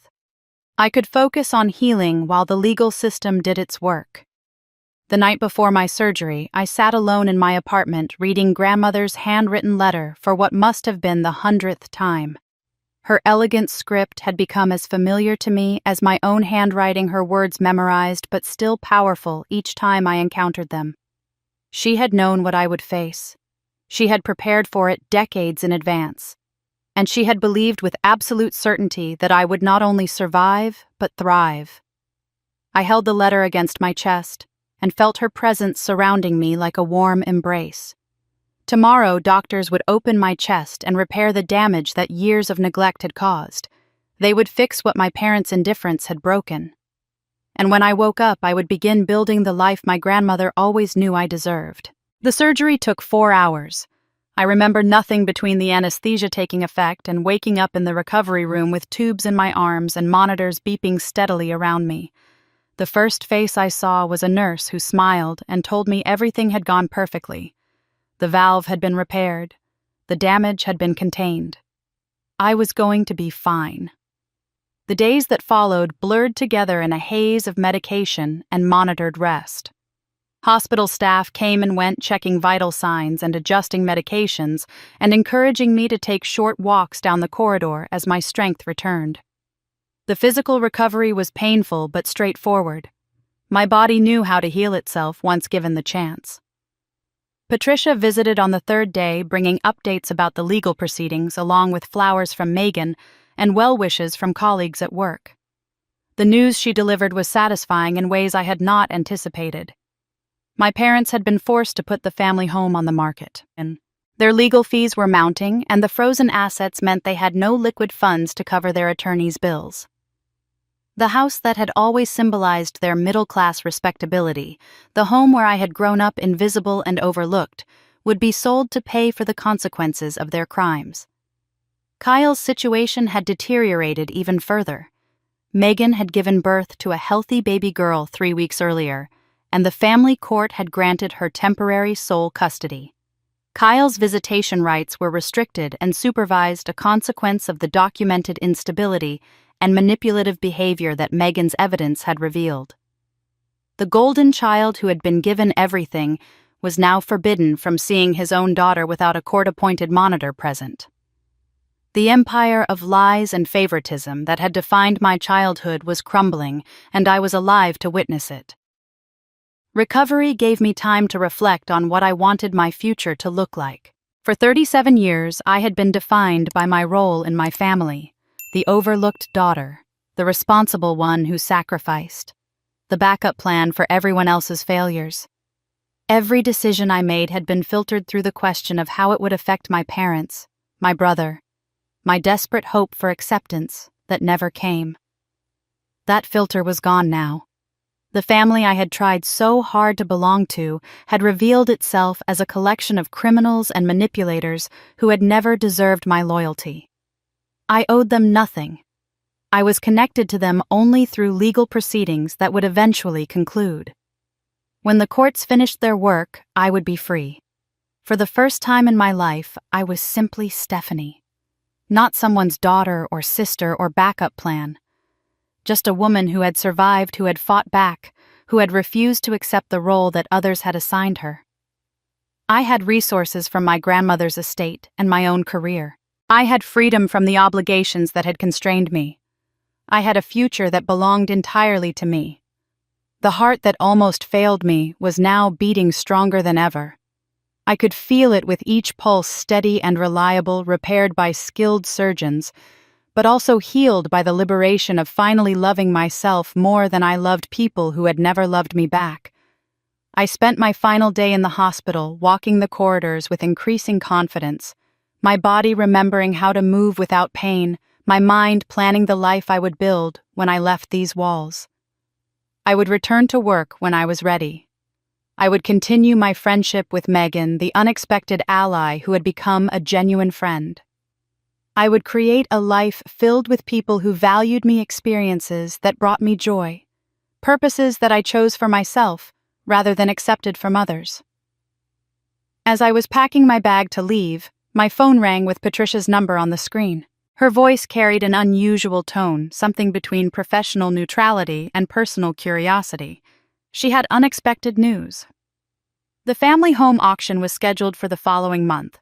My parents had failed to find a private buyer willing to meet their asking price, and the bank had moved to foreclose on the second mortgage they could no longer service. The house would be sold to the highest bidder, and given my grandmother's trust fund and the inheritance I was in the process of recovering, I had the resources to be that bidder if I wanted. Patricia asked if I had any interest in purchasing the home where I grew up. Patricia's question lingered in my mind throughout my first week of recovery at home. The house where I grew up, the place where I had been systematically overlooked and exploited, could be mine. I had the resources to purchase it. But what would I do with a building filled with painful memories?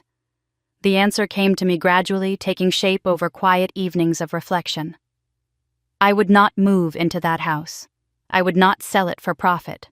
I would transform it into something my parents could never have imagined, something that would turn their legacy of cruelty into a force for healing. I contacted Patricia and told her I wanted to bid on the property. Then I reached out to a domestic violence organization I had supported through my nonprofit work. Together, we developed a plan that gave me more satisfaction than any simple revenge could have provided. I purchased the family home at auction using funds from my recovered inheritance. The same money my parents had stolen to maintain their comfortable lifestyle would now be used to help women escape situations exactly like mine. I partnered with the organization to transform the house into a shelter specifically designed for women experiencing financial abuse, a form of domestic violence that often goes unrecognized but destroys lives just as thoroughly as physical harm. I named the shelter after my grandmother. The Eleanor Tate Center for Financial Independence would offer women a safe place to stay while they learned to recognize manipulation, rebuild their credit, and reclaim control over their financial lives. The house where I had been invisible would become a place where women learned they were worthy of being seen. The consequences for my family unfolded with the inexorable justice of a system finally working as intended.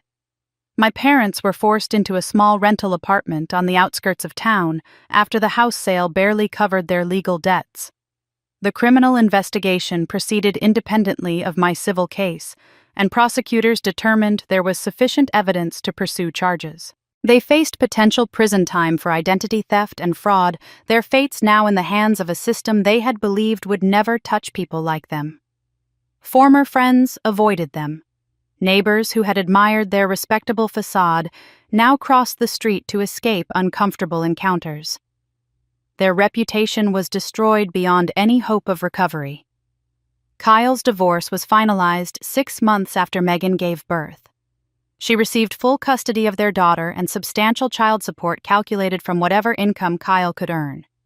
His gambling debts had stripped away everything our parents had given him, and for the first time in his 32 years, he was forced to work a regular job.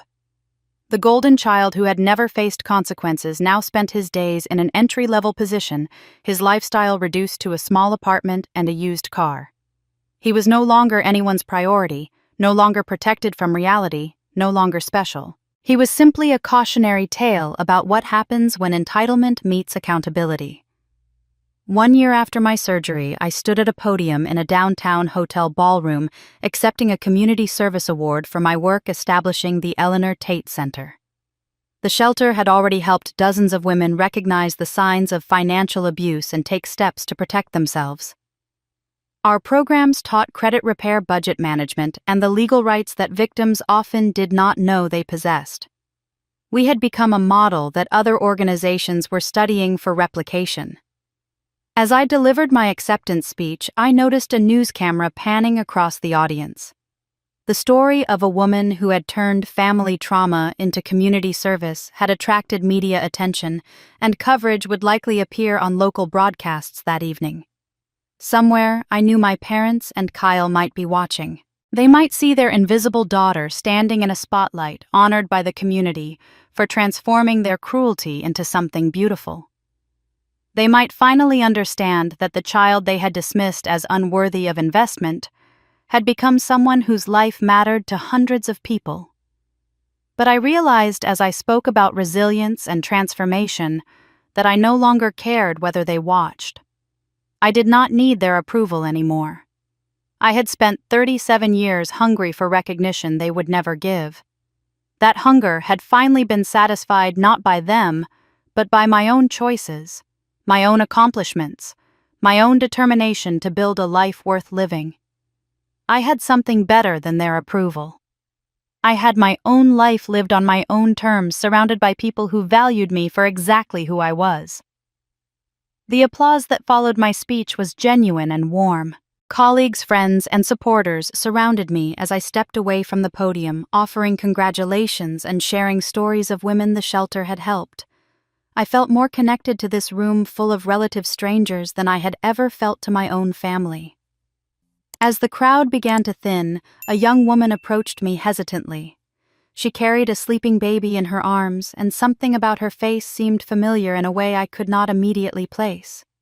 She introduced herself quietly, glancing around as if worried about being overheard. She said she was Kyle's daughter. Her mother Megan had told her everything, the whole story of what had happened, how I had fought back, how I had broken free from the family that had tried to exploit us both. She had watched the news coverage of my award and felt compelled to find me. She wanted to know her aunt, she said, the one who broke the cycle, the one who proved that the patterns of the past did not have to define the future. She asked if we could maybe have coffee sometime. I looked at this young woman holding her infant daughter, the next generation of a family that had caused so much pain. And I smiled. I looked at this young woman, Kyle's daughter, holding her own baby in her arms. 2 generations standing before me, proof that the future did not have to repeat the past. I thought about everything I had survived, everything I had overcome, and everything I had built from the ashes of a family that tried to destroy me. And I said yes. Yes, I would love to have coffee with my niece. Because that is what breaking the cycle truly means. It means not passing your pain to the next generation. It means choosing healing over hatred. It means building something new instead of just tearing down what hurt you. My name is Stephanie Tate. I was the invisible daughter, the overlooked child, the one they thought would never fight back. But I did fight back. And I won. If my story resonated with you, if you have ever felt unseen by the people who should have loved you most, I want you to know that your worth is not determined by those who failed to recognize it. You deserve better. And it is never too late to claim the life you were meant to live. Thank you for listening to my story. If it touched your heart, please subscribe to this channel and hit the notification bell so you never miss another story of survival and strength. Leave a comment below telling me what you would have done in my situation. Would you have forgiven them? Would you have fought back harder? I want to hear your thoughts. And remember, the people who overlook you today may one day watch you shine from a distance they can never close. Until next time.